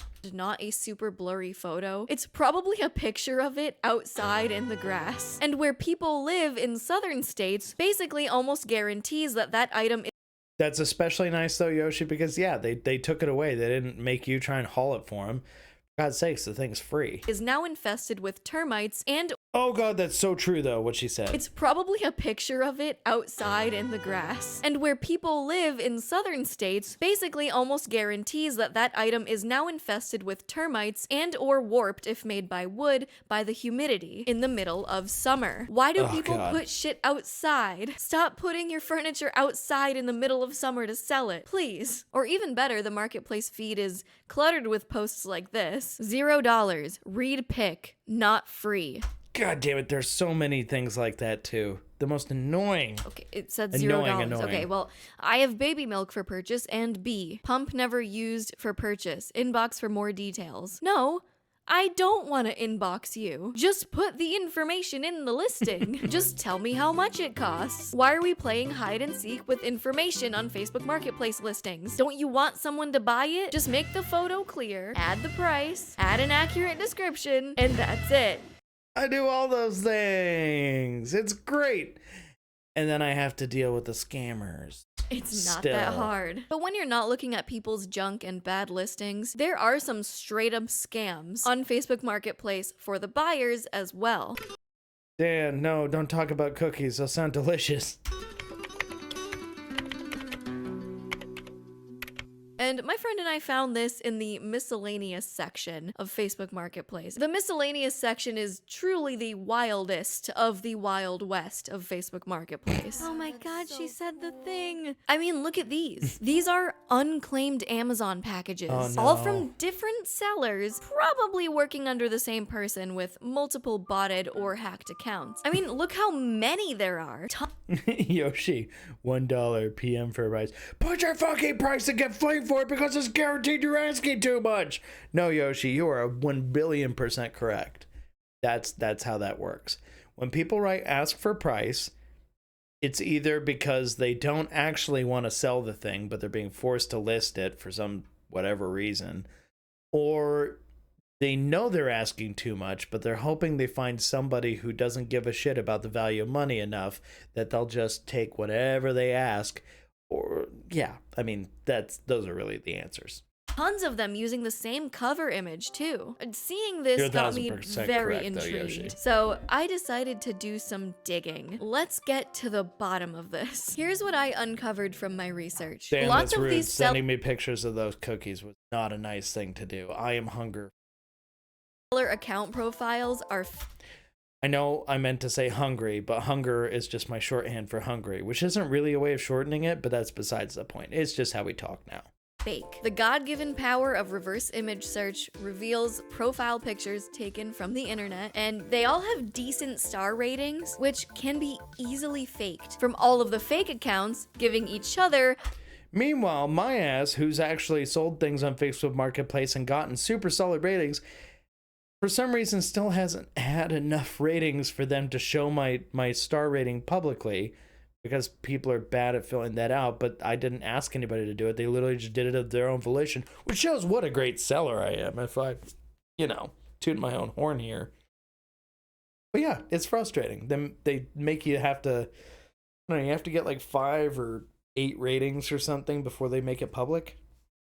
High seller ratings, because there's no way to check who rated what. And especially having a lot of them share the same image on the product they're Yeah, that's always a dead giveaway. selling is obviously a bit fishy, but I did find Correct, Dan. It is a metric I use. One, complete hunger. one of these unclaimed Amazon package sellers that was real. And how I knew it was real? Because Anthony, welcome to the joint. I see we've got a new guest here. I hope he's following, because if he's not, getting a free ride here. I don't know, guys. Should we let him stay? I maybe let him stay for a little bit. You got Jamie there with the sea monster tentacle arms and sad Kirby looking face. Yeah, we talk about cookies, Facebook Marketplace, and new project cars. That's true. Anthony, if you haven't seen this video, it is an incredibly harrowing recap of what it's like to buy and sell things on Facebook Marketplace and what a shithole it is. So if you want to watch along, we're going to have some fun. Continue checking this out. Cookies being the main topic of choice, well, so here's the deal. It took me like an hour to create a Twitch account. Jesus, Anthony, it's not that hard. all the reviews were 1 star, saying that the products are cheap and not worth the $20 or whatever they charge for it. So I'm pretty confident that the other ones are scams, considering they only have star ratings. That's the real answer, Dan. How long did it take him to make that thumbnail? They keep telling me my password wasn't good enough so they could eat my ass. Dude, do you not just have like Google Chrome suggest a password to you that you can then just remember? Is that too difficult? Or like, do you use, I don't know, LastPass or something maybe? There are keyword generators out there for passwords and stuff that are super easy to use. They don't really have reviews Oh God, no. I think I know what the password is. that could be legit, but If you think the password is eat my ass, as Anthony wrote there, I'm afraid to consider that might actually be true. Hey, look at that, Alex. Everybody say hi. Dane, I can't even find my keys on a daily basis. That is true, Anthony. You leave them in the craziest places in the office. I don't know how you find them at the end of the day. this one that I did believe was real Eat my ass, Twitch 123. Not too far off the mark, I'm sure. Apple automatically generates a password for you every time. Yeah, Yoshi. Y'all, all of the reviews were saying that the products were cheap, stuff you could find at the dollar store. All the boxes were in the same packaging like cheap items off of Wish. So my theory with this seller in particular is that they probably go to like Five Below, Savers, or even the dollar store, buy a bunch of stuff, and make it look like they are unclaimed Amazon packages so they can upsell them as mystery like loot boxes that you Basically, they're doing mystery boxes, but like the worst version of that. And the mystery is it could literally be anything, because unlike when a detailing company sells a mystery box or a mystery bag or whatever, at least you have some sense of what to expect. With these, though, I mean, it's almost guaranteed to be shit. You just don't know what kind of shit. you could get something really valuable for a low price. And you might be thinking, this shit seems illegal, right? To claim in general that you're selling unclaimed Amazon packages. But fear not, this particular seller has a FAQ. Are these stolen packages? Are you a porch pirate? These are not stolen packages. USPS and DHL and Amazon auction off pallets of packages after holding them a certain amount of time for people to claim them. Is this legal? Absolutely. See, Anthony, I'm glad you're here to spice up the chat too. Keep viewers on their toes. I mean, you can't expect me plus this video to do that. We gotta keep things lively in the chat box too. answer above. So you're thinking, okay, like I don't know if I buy that. I don't think these are stolen packages because they would have to steal a shit ton of packages at once to have the inventory and stock Scott's to pull right. something like this off. When you're selling multiple bundles of this at a time, you have to have the stock for it, right? Unless they just have an entire network of thieves stealing packages off of people's porches, I don't think that's the case. I think it's more likely that they're buying cheap shit from stores, putting them in fake packages. But Sorry, Jamie. You ran out of ghost videos fast. I'm not sure you were necessarily the ghost video connoisseur I thought you were. Unless you've got another stash you forgot about somewhere or something, kind of like how people forget their Bitcoin wallets. Yeah, something like that. the other thing here is that they claim that these aren't stolen packages. Actually, they are auctioned off pallets of packages that USPS and Amazon, these companies, sell to you. Literally, before you got here, Anthony, I was showing them your post on your IG there because they were asking about it. When they just go unclaimed. And I had to look into this because Oh, damn, that was for terrible. a seller on Facebook Marketplace to go and sell these unclaimed packages, they must be making a profit, right? If they are buying these items from Amazon that went unclaimed. That's right, Jamie. The government removed all the good ones. Oh boy. And as a third party, they are selling it to someone else. They must be making a profit, or else why wouldn't I just go to Amazon liquidation myself and buy these unclaimed packages for me? Because they must be cheaper, right? If I just went to the source, why wouldn't I just go to the source? How many times have I heard that from a detailer who wants to buy products that they think, oh, we just repackage a thing? No, there's a lot more to it than that, bud. Why would I have to buy it from one of these random sellers on Facebook Marketplace? It's kind of like buying overpriced tea. Anthony, way back, a long time ago, when that video was brand new and hitting the internet superhighway, I was the first one of my friends who saw that video. And the reason I know that is because all my friends and I were together for like a Halo game night at one of their houses, and they were like, dude, I heard there's this new video, you should totally check it out. Like just dumb, teenager shit. And then they're just like, all right, fine, you got the laptop or whatever? Yeah, dude, look at this stupid ass video. It's totally crazy. Everybody's talking about it. I haven't looked at it, but like, who's gonna watch it first? And I was like, psh, I'll watch it. It can't be that bad, because they thought it was gonna be like something like just dark. Like I used to look at like really not great stuff for a kid to look at on the internet. Like just, yeah, sometimes you go back and you're like, okay, yeah, that was a little bit of brain trauma, seeing awful things happen, just uncensored images of bad things happening, leaving it at that. But yeah, dark corners of the internet. I'm like, it can't be that bad. No. that was an experience. They literally all sat over while they had like Halo pulled up on the Xbox, and they're all doing their, whatever, setting up the game. And it was like a LAN setup in the house or whatever, I think. But they're just like, okay, Dane, you go on the laptop. You watch it first. We're just going to watch you react to it. We don't know what's in it, but we're just going to watch you react to it. And literally, I watched that. And they could see my face, and they're asking what was happening. And all I could keep saying was like, it's like a Frosty. It's like Wendy's soft serve. It's like a Frosty. Oh, God. Oh, disgusting. Oh, my God. Yeah, no, it was bad. Real bad. T-shirts on Depop that some girl just went to the thrift store to buy for $3 and are reselling it. So I went to the most reliable source on the internet behind Reddit, WikiHow, to learn how this might have been done. WikiHow informed me that there are 2 main websites to buy liquidation stock from Amazon specifically. Are you looking at this, Anthony? I feel like this is something you would look up.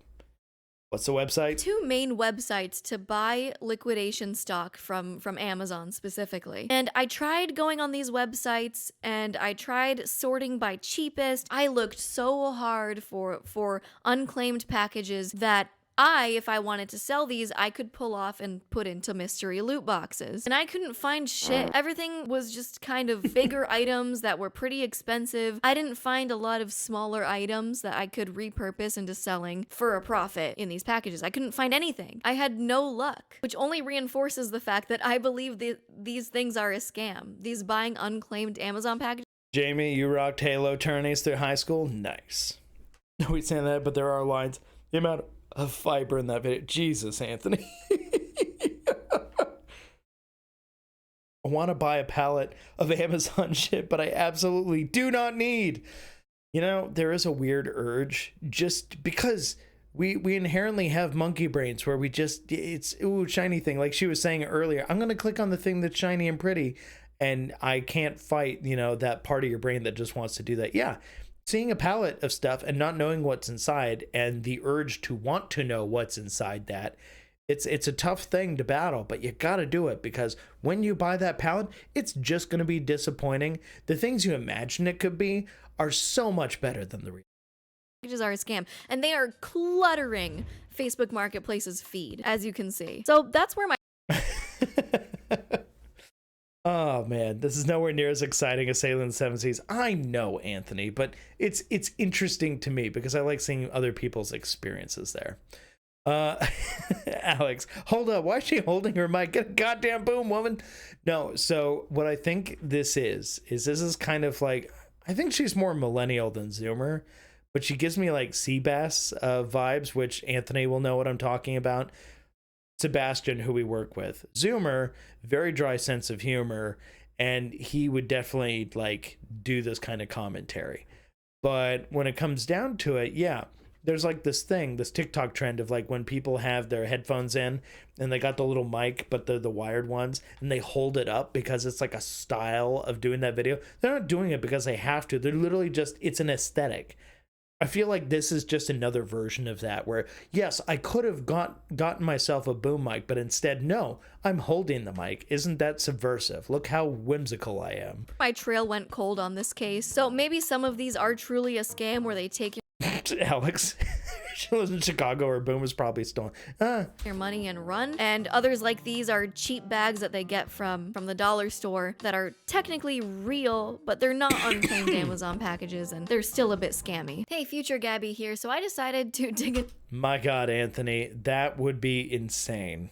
into this even further and try to message some of these sellers. And unfortunately, I didn't get a lot of responses, but one did, and they got pretty upset that I asked if it was a scam. And they said, "What do you understand as a scam? Pay and don't ship? Still? Were they asking me to clarify what the definition of a scam is so they could evaluate if they were scamming me? I'm not really sure what they were trying to say here, but that was about all the information I was able to get.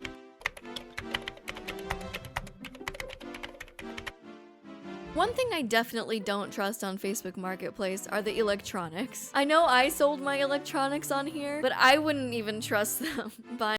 Anthony, when this video is over, I have some very insane videos that I was going to turn over to for the latter portion of this stream. So I think you may want to stick around for those. Without spoiling too much, I believe some of them are literally just people riding motorcycles and getting into super harrowing situations and like running from the cops and getting into horrible wrecks and all kinds of crazy stuff. So I was warming up with these ones, a little more intellectual stuff. And then by the end, we were just going to be like, oh, shiny thing, go fast. From me. They work fine. It's more the fact that if you don't know the person, it's a complete gamble. If someone sells you faulty electronics, it's so easy for the seller to just block you and never talk to you again. Facebook probably won't do anything about it, and there's no return policy. Dude, Alex, that's actually awesome. Anthony, doesn't that look like an awesome thing? The police station actually has online marketplace, parking stalls, safe, well lit, and on camera. That, man, that's just smart. I feel like that might just be Canada, though. Or warranty on these things. You just have to hope that the $600 you're spending is on something that works well. Other than that, Jamie, that's absolutely right. Buyer gets a mystery Amazon box, maybe a pallet full, gets a T-Bird with no brakes, complains about no brakes, the disrespect. you get wonderful posts like these. Unlimited internet without contract with 12-month price. Oh God, Anthony. I didn't think Katie hated me that much. Jeez. It seems legit. Or Canon printer, Coper. Scanner, works good. Needs ink. Free. Free TV box. That's exactly what I was looking for. Or That's a food. box. Did you know that you can buy food on Facebook Marketplace? That Like seems of the perishable kind? wrong. That doesn't seem Free right. food. Drink. Thank you, Kathy. Hershey Park. Now, is this a cake? Is the toilet paper also cake? Is this the show? Is it cake? And this is Hershey Park, even though it's supposed to be... That looks like toilet TikTok. You know what? Yeah. And I like how this is a screenshot from someone else's TikTok. So I don't know how God. legit this one is either. You got... the item name is $3. It's selling for $3, and it's called $3. This looks like something out of a Dev Lemons TikTok. And then we have a singular Choco Taco for Oh. One of you guys did this, didn't you? Yeah, that was definitely one of you $1,200. guys. This is like the Twinkies all over again. And then you get miscellaneous products like these. Okay, that's kind of a cool Honda Accord. Oh, look, somebody's messing around with the Hondas. Jesus Christ. What is happening? Anthony? Make sure Dave is occasionally standing to prevent blood clots. Oh, damn it, Anthony. Oh, fuck. Oh, that's fun. It's got a Confederate flag on the back. 2003. Okay, this is a terrifying amalgamation of vehicles. My grandfather's electric lawnmower. Is it? These are all real, by the way. Like we found these ourselves on Facebook Marketplace without a lot of searching. A concrete hatchway for $5. So wait, they're selling the concrete, but isn't that's in the ground, right? Like that's already attached to something that goes into the ground. You can't just move that. Unless they just like severed it from the ground. What? $500. That'll be easy to fit in my SUV. Free pallets. You know, maybe could have used Busted ass pallets. Jeez. a better picture, but casket. Casket never used, but there are a few dings and scratches. Good. I again don't Things and scratches. Was he trying to get out? really want to know the lore for this one. I think maybe this one is better left unresearched. Anthony, you have to imagine what kind of person the thoughts that go through their brain. I'm going to put a Confederate flag on my import vehicle. Yeah, anyway. I think we should leave this one to be a mystery. So what can we... Were you guys aware that I actually am sitting at a power operated desk where I can just raise and lower it on a whim? Did you know I can actually stand? Oops, it's moving my sailboat. Hold on.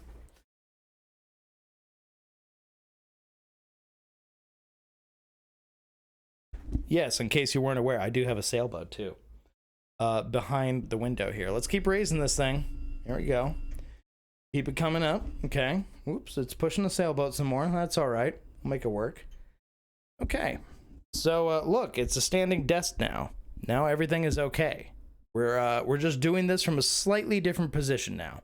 I hope everybody is enjoying this.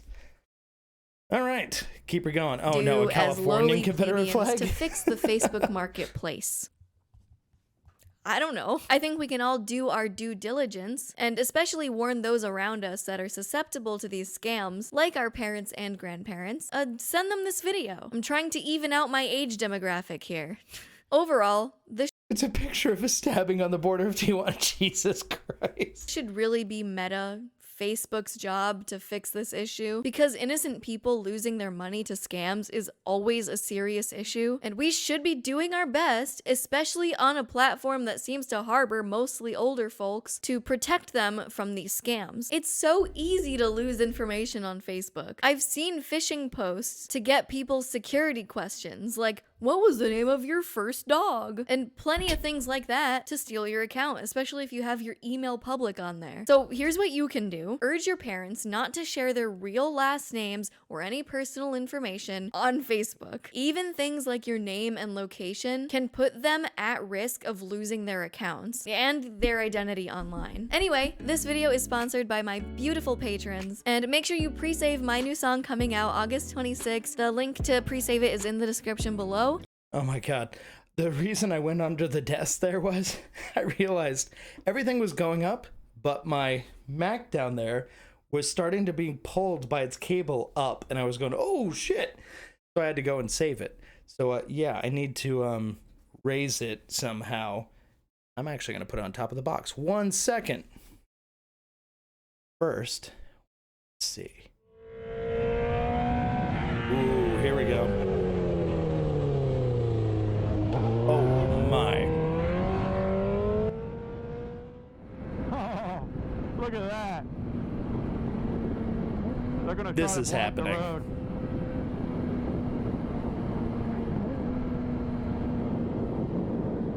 Whoa, man, that guy almost got hit. Here he comes.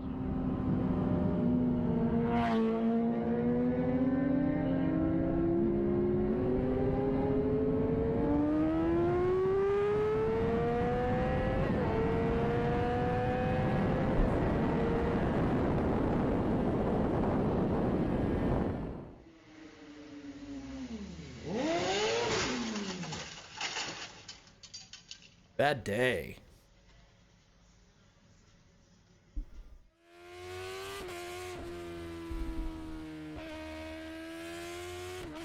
Oh, that's a good sound though.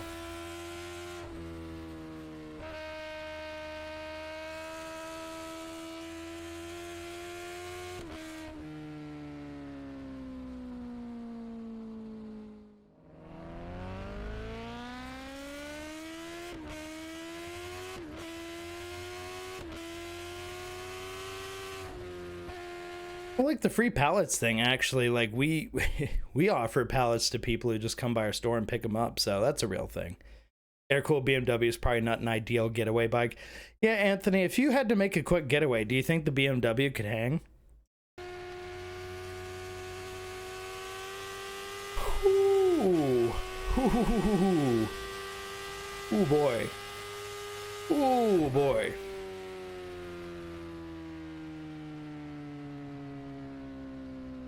You just know, looking at that road there, that's one of those kinds of roads where somebody just doesn't look and then pulls right out into the cross traffic.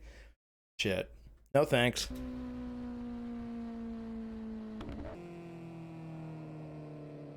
Little fist bump. In you go.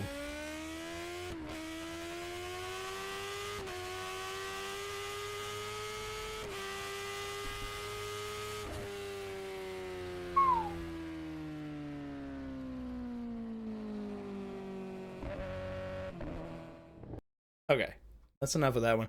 I wanna... Okay, there's some hectic stuff. Oh god, these ones are crazy. Oh yeah, we're watching this. Here we go. I don't know if it's against terms of service. I don't know. We're just gonna have to take a look and see how it goes.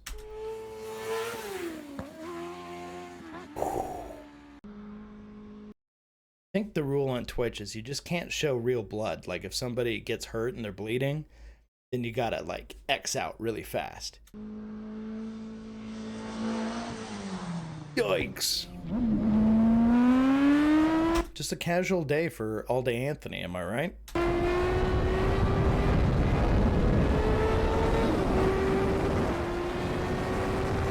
Yikes.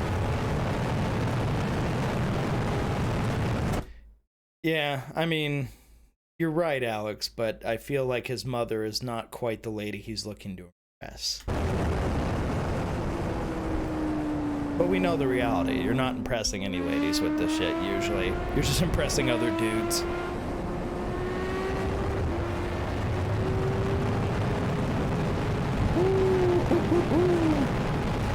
It's made 10 times more sketchy by the fact that I can't really see through this guy's windshield to see what's going on the other side. Yikes.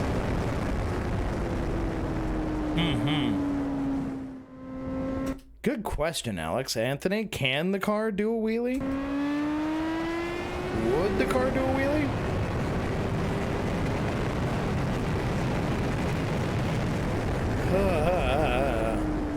Yeah, no.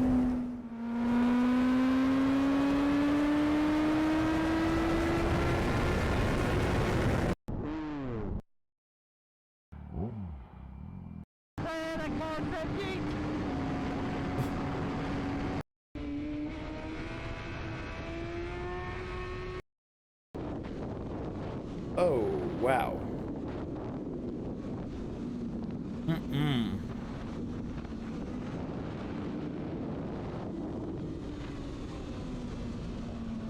I feel like somebody's just gonna come from around the corner, or there's gonna be like a cow in the road or something.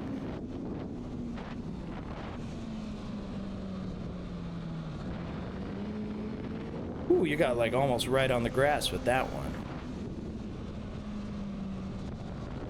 Jeremy Clarkson simply going, "Power!" Oh no. Now this is sketchy.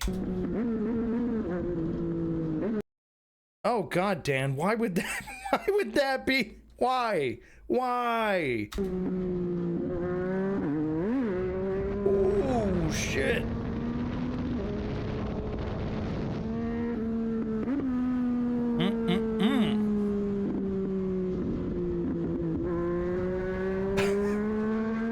Jesus.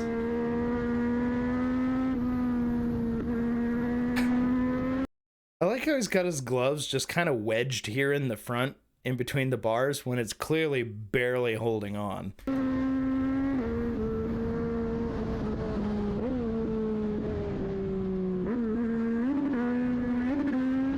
Holy shit. That's right, Dan. Things you can't say on Q&A Thursday. Good God, this is me playing every Grand Theft Auto game. Ooh, wow. Okay, yeah. I mean, to be fair, if that hadn't gone well, there probably wouldn't be a video here to show for it.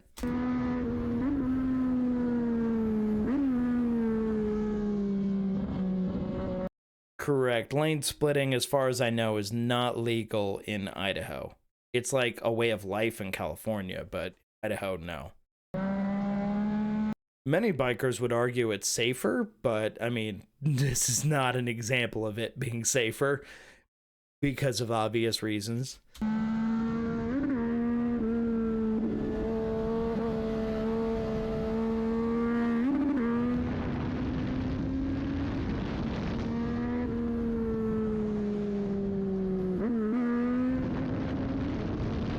This guy just can't help himself. Oh. Dan, so they finally resealed my driveway and now it's hydrophobic. Can I ceramic coat it? I don't think so. Now, this guy's obviously doing super dangerous shit, but I don't think it's particularly interesting after the 10th time. Let's see here. We've got... Wait a second. Instant karma? Yes, let's do that. All day Anthony isn't here because his phone died and he's looking for a charger in the bottom of a diaper bag. Alex, you have no idea how true that probably is. His phone, when he was on here, I'm betting he was watching on his phone. He's probably sitting on a toilet while he looks at the phone and comments with you guys. Keep that in mind. But he was probably also operating on like a 3% charge. So when we play Sea of Thieves a little later tonight, as I assume we will, you can harass him about that.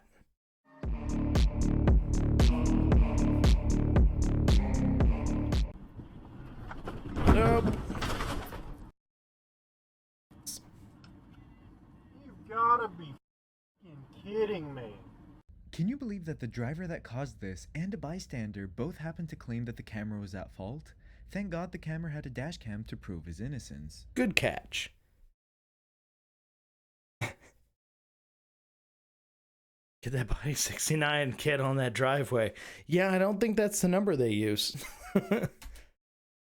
Oh no. Some people are just... How do you screw this up? I mean, you're driving a Camry, so it needs to have the Camry dent. If you don't know what the Camry dent is, Google it. And hit the curb and honestly did a lot more damage than I thought he would. I thought Nearly ripped the damn wheel off. it would be a flat tire only, but the entire car took a serious beating. Oh, the control arm got screwed up for sure.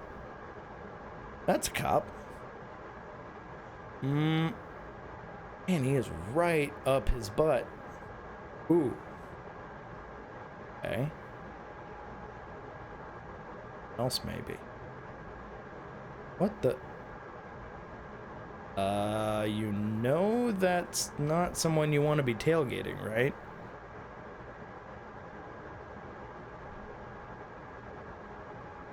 The state trooper pulled one of the oldest tricks in the book, and that idiot driver fell for it. The left lane campaign came to an abrupt halt thanks to that karma cop. That's a straight up karma cop, yes.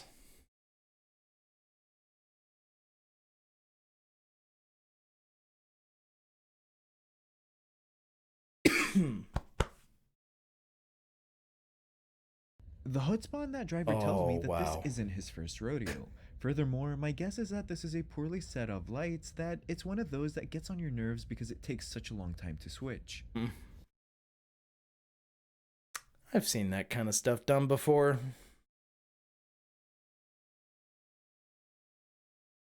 Looks like some more left lane campers, although now we're going off to the off ramp. Oh, yep, last minute mind changer. Wow, congrats. The driver goes You managed to oversteer in a front wheel drive car. Aren't you special? Across not one, not two, but across 5 lanes at once as to not miss his exit, and ends up losing control and crashing into the barrier. All because they couldn't face the reality of taking the next exit. And guess what? Now you're not just going to be late, you're going to be really late and have a fat bill associated with it. Good going. This is a sketchy setup already. Just put some Diamond Protec over the car. It'll self-heal. I mean, we're not quite there yet. But if you believe some of the insane claims people will make, boy, look out.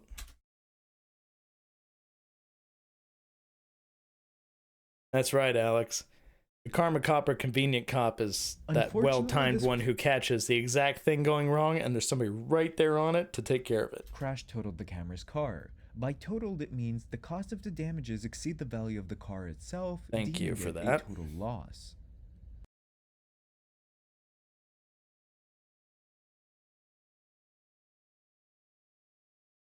What does it say? Is this a lane or is this a shoulder? It is a lane. Oh no, you're not going to try and pinch in there. Oh, dumbass. Okay. Yep, the truck driver changes across 2 lanes and attempted to merge without properly yielding and looking, and paid the price for it. He's lucky he wasn't deeper into the lane, as this could have ended so much worse. True.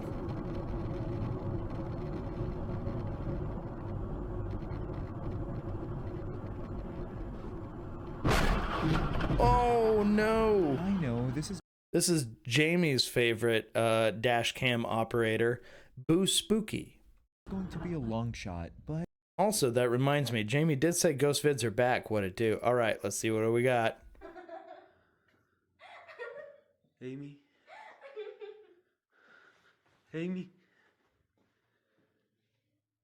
That's a pretty fun little trick. Hey, me. Rah! Jump out at you. Hey, me. Jump scare incoming. Or not. Oh. Hey, me. Hey, me.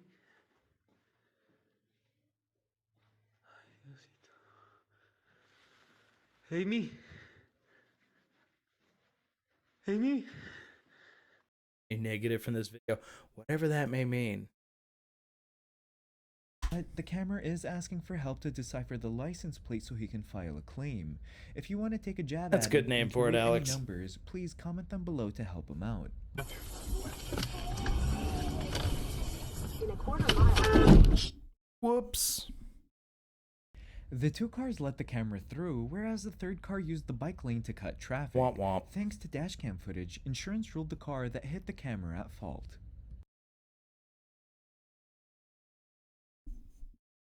Oh no, Avalanche, what you Professionally, doing? I think the camera had something we call a code brown. Luckily, he was alert enough to stop and get out of harm's way to prevent a head-on collision. Good call. Oh. There goes an Elantra. Bye, Levi. I'm not sure where that driver was going, but he definitely was going there quite boldly. His navigation must have said immediate hard left, and he complied. I mean, you saw that Saturn Sky with the very bold racing stripe on it too, Going there right? Quite bold. Can't say I've ever seen a Saturn Sky have a racing stripe on it. That's the first one I've seen trying to do like a Bumblebee thing, but with one stripe instead of two. Where that immediate and he Oh, no. complied.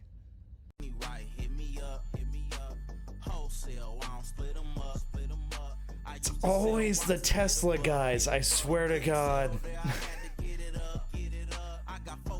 Alex, your pull-out game week comment really applies to this one. Honestly, with this guy's idiotic behavior behind the wheel, I'm glad that autopilot is driving. It seems like the smarter option. Though I have to admit, the song kinda slaps. Oh, Forerunner. That's a broken I'm gonna go ahead lots and of make an things. educated guess that this driver didn't think this jump all the way through. The car Really?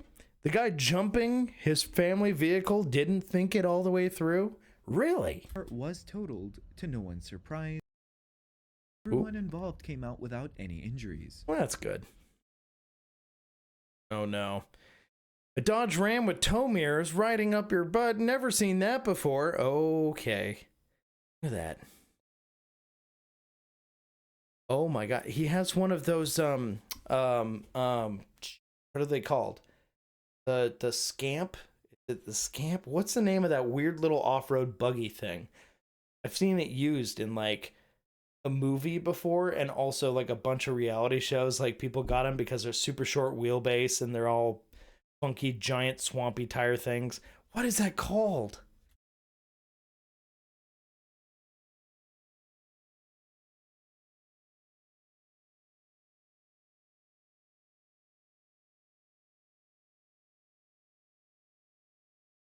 Yeah, this truck is at first I thought he was towing like a boat, like one of those jet driver boats that has a used big their- windshield or whatever, but no, that's clearly one of those weird little scamp off-road vehicle things. Dodge the father, ram the daughter.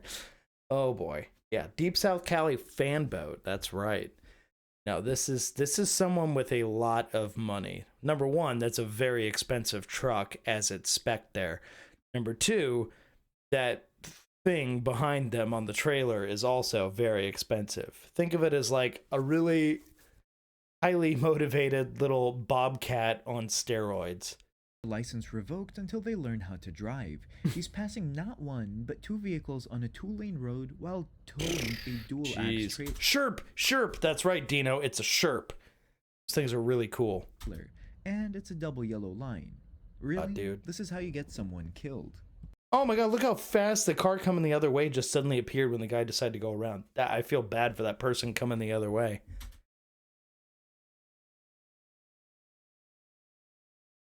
That's right, Alex. The Forerunner ain't no viral G-Wagon. Oh, that thing's busted. Driver driving with a turned off his lights. Big chow. Big Chile. Are you gonna back out of the driveway or just run a stop sign? Oh, you're not looking. You're not looking. Volvo XC90, back your ass up. I guess you could say she did technically stop. The sign says stop, not stop and wait until it's clear, right? It's totally the sign's fault. But if it's not an always stop and the cross traffic does not stop, it's incumbent upon you as the person at the stop sign to yield to cross traffic. Not rocket science.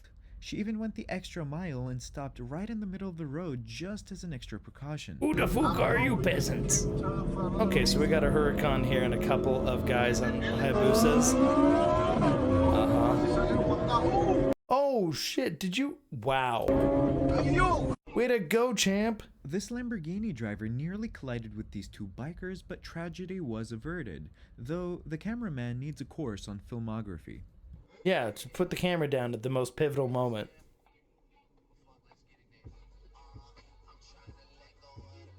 Wow, good dodge there. This is the GPS era, and it's never been easier to correct a driving mistake and find your way back. But somehow, people still do this. Literally, the entitlement of some drivers who think they can correct a mistake on the spot is astonishing. Oof. Alright, so we got ourselves a few little Karmakov moments there. Oh my god. What else do we have here? We got a wide variety of videos. Bronco Raptor. You know what, Jamie? In honor of your Sonic, why don't we watch some people in objectively slow cars try and drive them as fast as they can around the Nürburgring? Do a few minutes of that.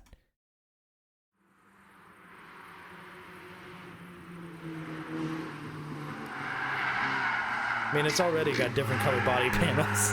This little Peugeot.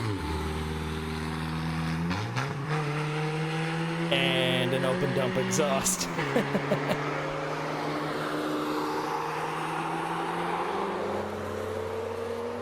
Go, little guy, go.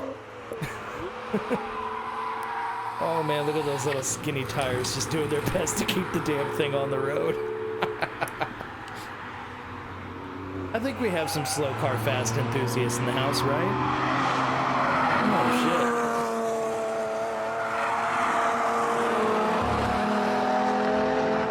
I was gonna say, that little guy is really fighting to keep up with that Z.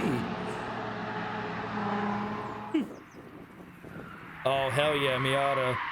I have never seen that color on a Miata. That has to be a wrap. For an NA, that is a wrap. What a weird choice of a color, though. Not that there's anything wrong with that shade of green. It's just, when you have your, like, I own a lawn service green wrap on a car, you'd think he'd have other things modified on it, but that thing looks bone stock.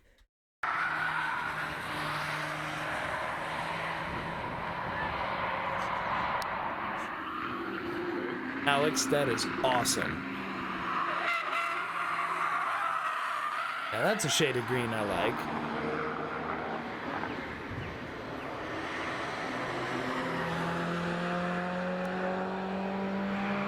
Dino, that's right.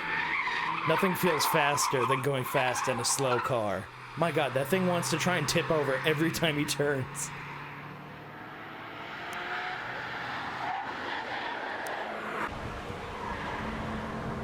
Yes, Dan. Stairs and Miata. Oh man, first gen Ford Focus. Here we go. And it's a sedan. I feel like Europe barely had any of the sedan version of the Focus. I feel like all those wound up in the US. Mexico. Go, little Volvo, go! Oh, wait a second. That's not a Volvo. My god, my eyes need to be checked.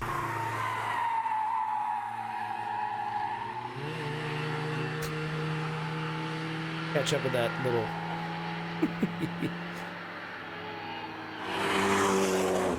Oh, snap. All these little guys. These little guys.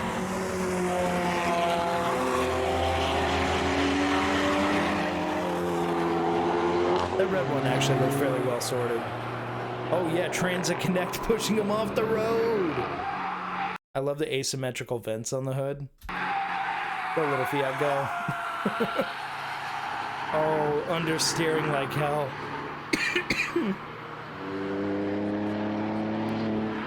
Oh, okay. Well, now we gotta. Oh, there we go.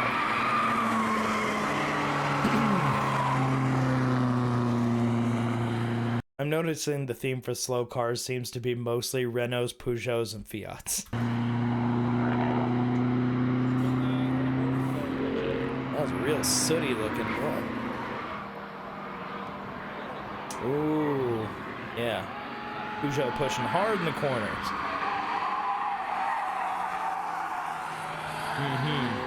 Man, look at that suspension doing work. Ooh, real tippy.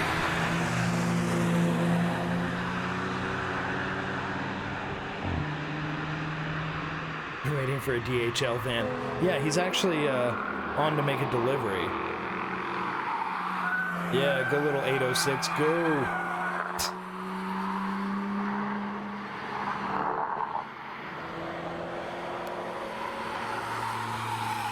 So goofy. From the back, it almost looked like a Ford Aerostar. Everyone else is in Europe. That's funny, Dan.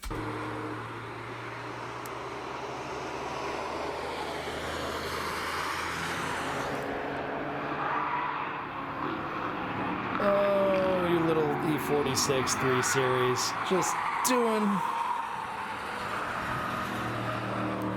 much as it can. Okay, that is not making that sound. Okay, that's making that sound. I was like, Alright, those guys are pushing. What else we got?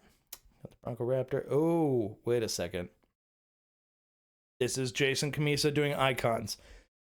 Yes. So I'm thinking those guys are probably going to do Sea of Thieves here in the not too distant future. I think I'm going to go ahead and start wrapping things up for the night. But why don't we end things by watching this video?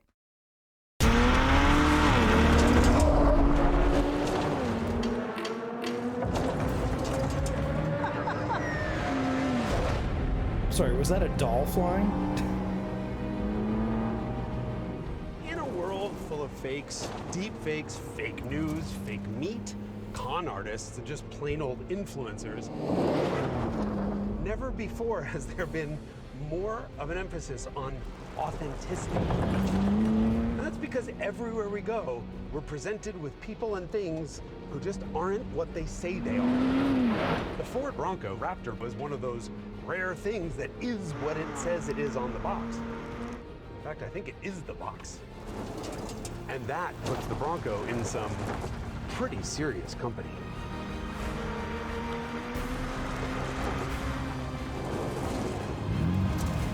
Also, yellow DRLs equal cooler than regular DRLs. The other vehicle that learned this lesson was the seemingly always out of stock and always overpaid for Hyundai Telluride. Or is that a Kia Telluride? Yes, the Hyundai has the Palisade. Kia had the Telluride. My God, I am tired.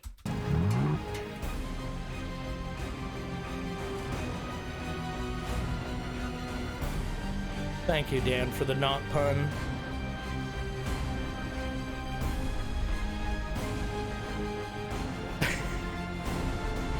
Seen how many times people try and like put a blow up doll in the passenger seat to drive in the HOV lane or something?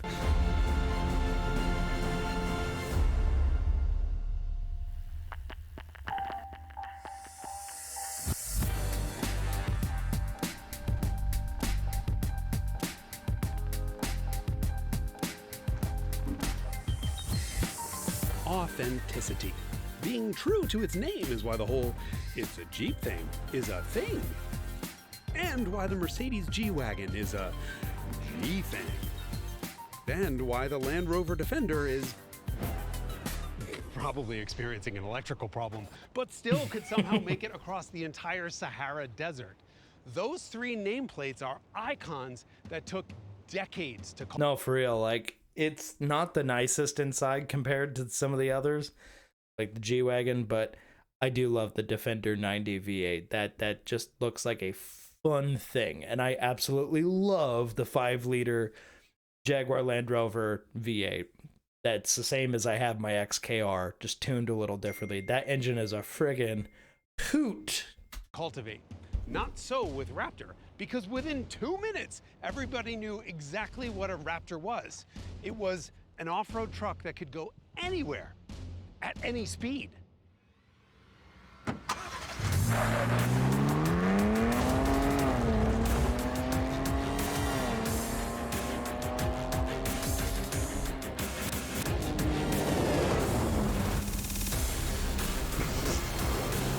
POV drone. This thing is genuinely nuts.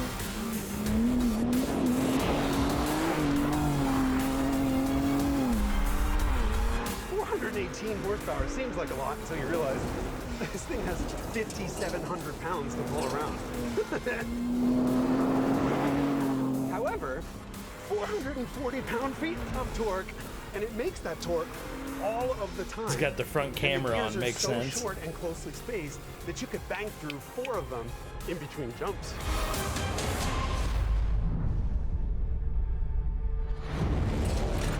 This truck uses suspension from the F-150 Raptor, which is like 5 sizes wider. That translates to 5 times the stability, says physics. Or maybe just me. Oh, that looks so much fun. You can run over anything in this truck. It just doesn't care. I'm not gonna read you some spec page about approach and departure angle, because here's what you need to know about this truck. It defecates on every other vehicle in the world, including the F-150 Raptor, in every metric important to off-roading.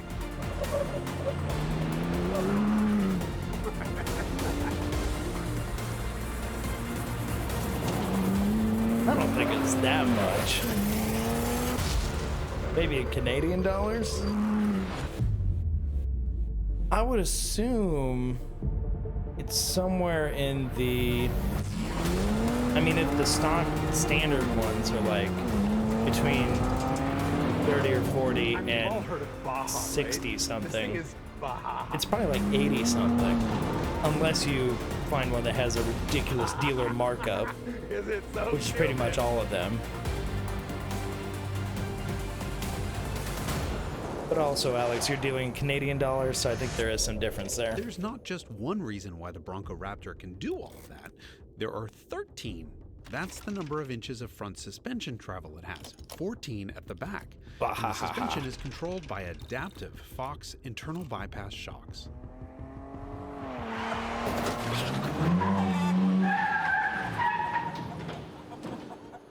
It also has 10 inches of squishy sidewall. We know this because this is a 37-inch tire. That is a 17-inch wheel. 37 minus 17 equals 20, divided by 2 is 10. 37 is a huge tire, and that's really important because when a rolling item like a tire encounters a vertical rise Canadian, in the road, yeah, that makes sense. a bump or a rock, its angle of vertical deflection is correlated to its overall diameter. In English, this just means the bigger the tire, the bigger stuff that it can roll over before it reaches that critical point where the vertical height of the object approaches the distance between the hub and the contact patch, which is exactly the point at which a bump becomes an insurance claim. We all know science is never fun, which is why you guys need a practical demonstration. Allow me. A big wheel rolls right over an obstacle.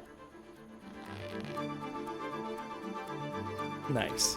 With little wheels, big wheels are one of the reasons the Raptor can do what it does. Always bring your seatbelt in any moving vehicle, especially those with small wheels. Now it makes sense. I'd like to think I have like Yes, those a are master's degree in expensive rental ass car tires. wreckage. This thing is Ford's masterclass PhD in how to survive mechanical unsympathy. Because with these wheels and those tires, it will go over everything that you genuinely think, no way, not possible. I just really love that they have a green one. And it doesn't require a lot of throttle to do it. It's low range first. Those fender flares still haven't grown on me though. I'm just not liking the fender flares on the Braptor. Gear is so low that this thing can put 29,845 pound-feet of torque to the ground. So all of this happens with no stress. I know this thing looks like a G-Wagon, or a Defender, or even a Jeep, but the Bronco Raptor is in a different league entirely. A Wrangler would... Oh no, I totally agree, Scott. Yeah, you put equivalent tires and wheel setup and that kind of stuff on the Defender, it's gonna do it. Because the approach and departure are equally super favorable. literally crack in half trying to do things that the Raptor does with ease. This vehicle is for the women who hit curbs and say, whoopsie! Comparing them based on looks is like comparing a Subaru BRZ and a Ferrari 812 in straight line acceleration because they're both front-engine coupes. When it comes to off-roading and rock crawling and Baja-style insanity, the Raptor is in a class of one.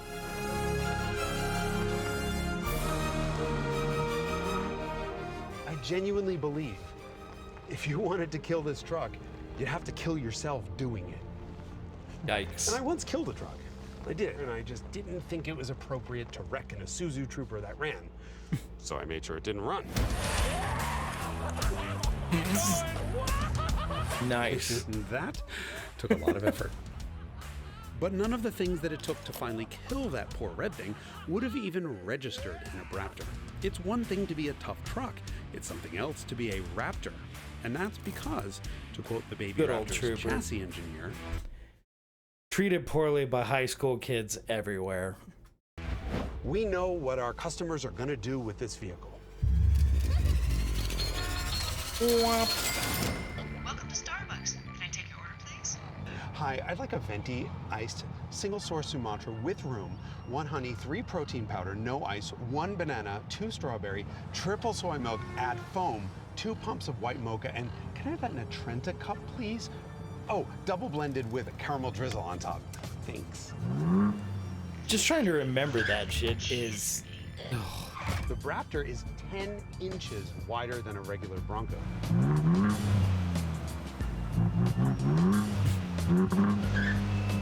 To put that in perspective, that's more than the difference between the narrowest Mercedes-Benz sold in America and the widest. This thing is huge. And the hood is really high. So luckily it has an off-road camera facing forward so you can see what you're about to hit. Never mind. All of this gives an incredible sense of invincibility, like you're wearing one of those blow-up sumo suits where your friends can tackle you and you basically don't even feel it. Yeah. Driving over all them curbs. This is literally the whoopsie mobile the whole way through. So basically, the sales pitch is now you'll never curb your wheels again. Oh my god. The off-road ability may be something people don't actually use, but it pays huge dividends in the real world. The Bronco Raptor hits the same potholes and curbs and pedestrians that all the other cars hit. The difference is they just don't exist in this thing. Oh my god.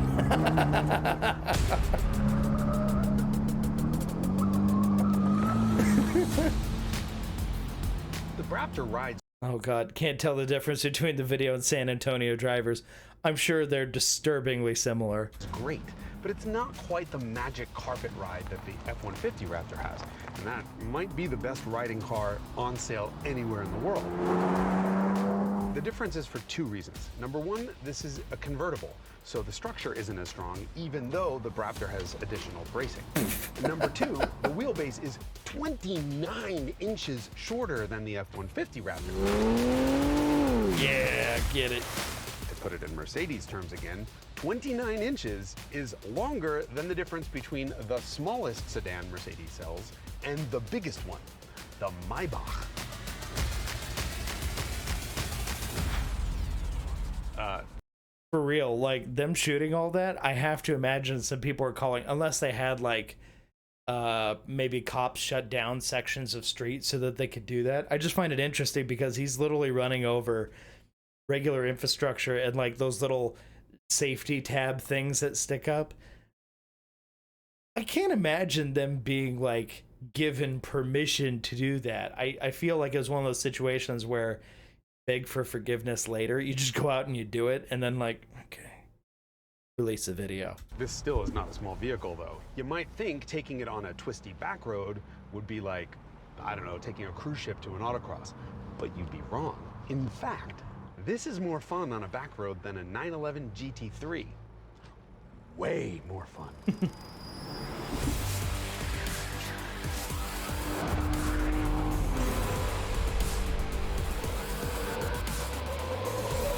Oh my god. It's so sketch. Work it in. Leaning. Oh my god. So the vibe I'm getting from this is that it's just stupid fun. Not a precision instrument. The suspension is so soft. The body motions can be measured in feet. Look at that. Oh my god, that turn. 3 feet of brake dive. 4 yards of body Holy roll. This is so dumb. And everything just happens in slow motion because the tires are so gooey. But the chassis balance is so good. You pitch it in, add power back, it rotates around. It's bad that I so want to dumb do fun. this. I want my van to handle you don't have to like worry about this. hitting anything. Like, come around in a corner, in the middle of the corner, it's blind. Oh, there's a rock there. You just hit it.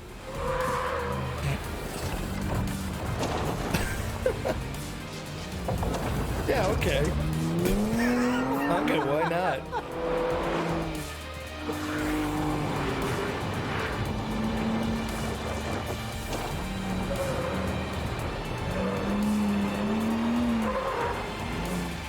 I have to say, they get points for making this one of the most unique car reviews I've seen in a while.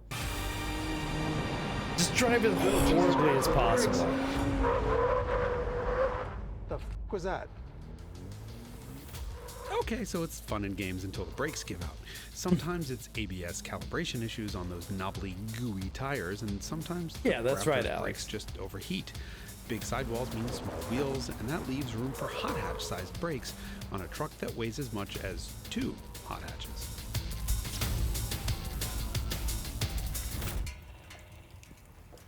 Oof. Well, I guess there had to be some drawback to all that off-road ability, but that's it, and that's really impressive. Look, the Raptor is the Bronco people are dreaming they're buying when they buy a regular Bronco, or a Bronco Sport, which is neither a Bronco nor a Sport. This is something that automotive product planners just can't wrap their heads around. They're taught that if you want to sell 1 million cars, you need to make it appeal to vaguely everyone, but offend absolutely no one. And so out in the real world, everything is a blob that's painted silver, white, gray, or black. Seriously, the next time you're out in the real world, look around at the utter lack of personality and color. It's just a parade of mediocrity every direction. It's sad. It's an epidemic of boring. Ugh. The product planners are right if the goal is to sell widgets. But if you want to create something that people lust after, you go the other way. Kick the product planners out and install a team of enthusiasts who completely understand the mindset of the buyers because they are those buyers. And that's how the Raptor happened. Eyes on the road, sky turns to gold. The Wrangler 392 is hilarious too, although it's definitely it's just not quite as well poised as the Bronco Raptor is. It's the same thing with the Wrangler. It's a Jeep thing because the Wrangler is done by people who are authentically Jeep people. It may be the least roadworthy of all 5K of the for brakes. iconic monster trucks, but that's precisely the reason why Jeep sells more Wranglers in the US than Audi does all of its cars and trucks combined. And it's a familiar story over at Mercedes. Every year, Mercedes-Benz sells more G-Wagons than... Oh, I believe it's got, especially Model 3s in particular, everywhere. But I think Model Ys, if they're able to produce as many as I think they are, they're outnumbering the 3s now. For a while there, it was just like everywhere you look, there was a Model 3. than ever before. And the funniest thing in the Yeah, exactly. That's what I expected. world is watching the Germans try to figure this out. This is technology from the 1970s. Technology? It cannot do a lap of the Nürburgring. It won't do 300 kilometers an hour on the Autobahn. Who gives a swinging Scheiße? That is a Jeep built to Mercedes-Benz build standards. What is not to love? Speaking of non-Germans, if you want to understand the Defender's appeal, well, just look at it. On the road, this is the sportiest of our icons, but it has off-road cred to back up its looks, and all of the posh British luxury that a country gentleman needs while milling about the farm. And a teeny tiny wheelbase, which makes it extra squirrely and fun. But the Braptor takes it all to the next level.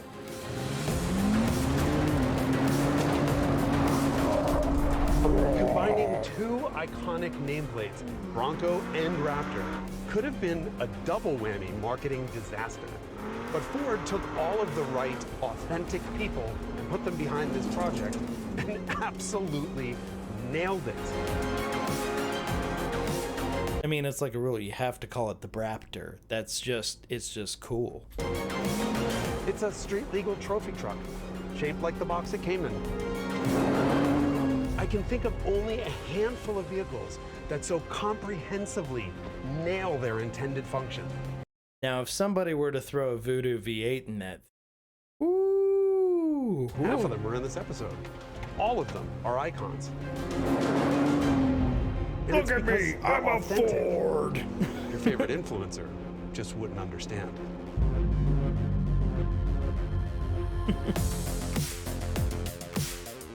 Yeah, that was good. Also, bringing back the music like that. I haven't heard that in a video for a while.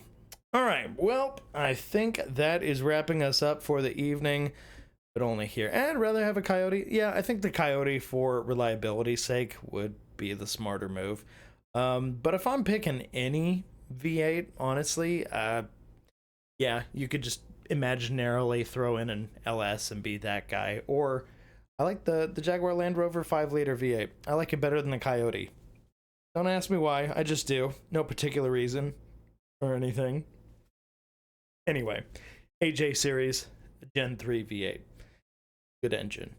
Yeah, so we're pretty much wrapping up for the night here on my React business, but we are going to go sail the high seas. Think I got the crew getting together. Been following a few texts. Looks like they're already out there. So if you'll give me just a few minutes, I'll go hop on with that crew, and we will see you on the high seas for more pirate fun. If that sounds like something you want to tune in and watch in the background noise, whatever, join us. It'll be great. If you don't, and that sounds dumb and unfun, then that's okay. This is more for you. We'll do this kind of thing. So yeah, let's keep things balanced, and I'll probably do some more streaming this weekend. So you can look forward to that. It's not tomorrow because I got a lot going on tomorrow, but Saturday or Sunday, we'll do something. All right, guys. Well, until next time, this is where I put on the music. Pull up that. And yeah, we just pretty much wrap things up for the evening. So thank you again. Really appreciate everybody who tuned in, watched, and you know, made it fun. I love that. So thank you. I really appreciate all of you for making it feel very homey. What is with this chat box here? Here we go. All right. Anyway, guys, thank you, and I will see you later. So, the end of the high seas, if that's what you're into, coming up next.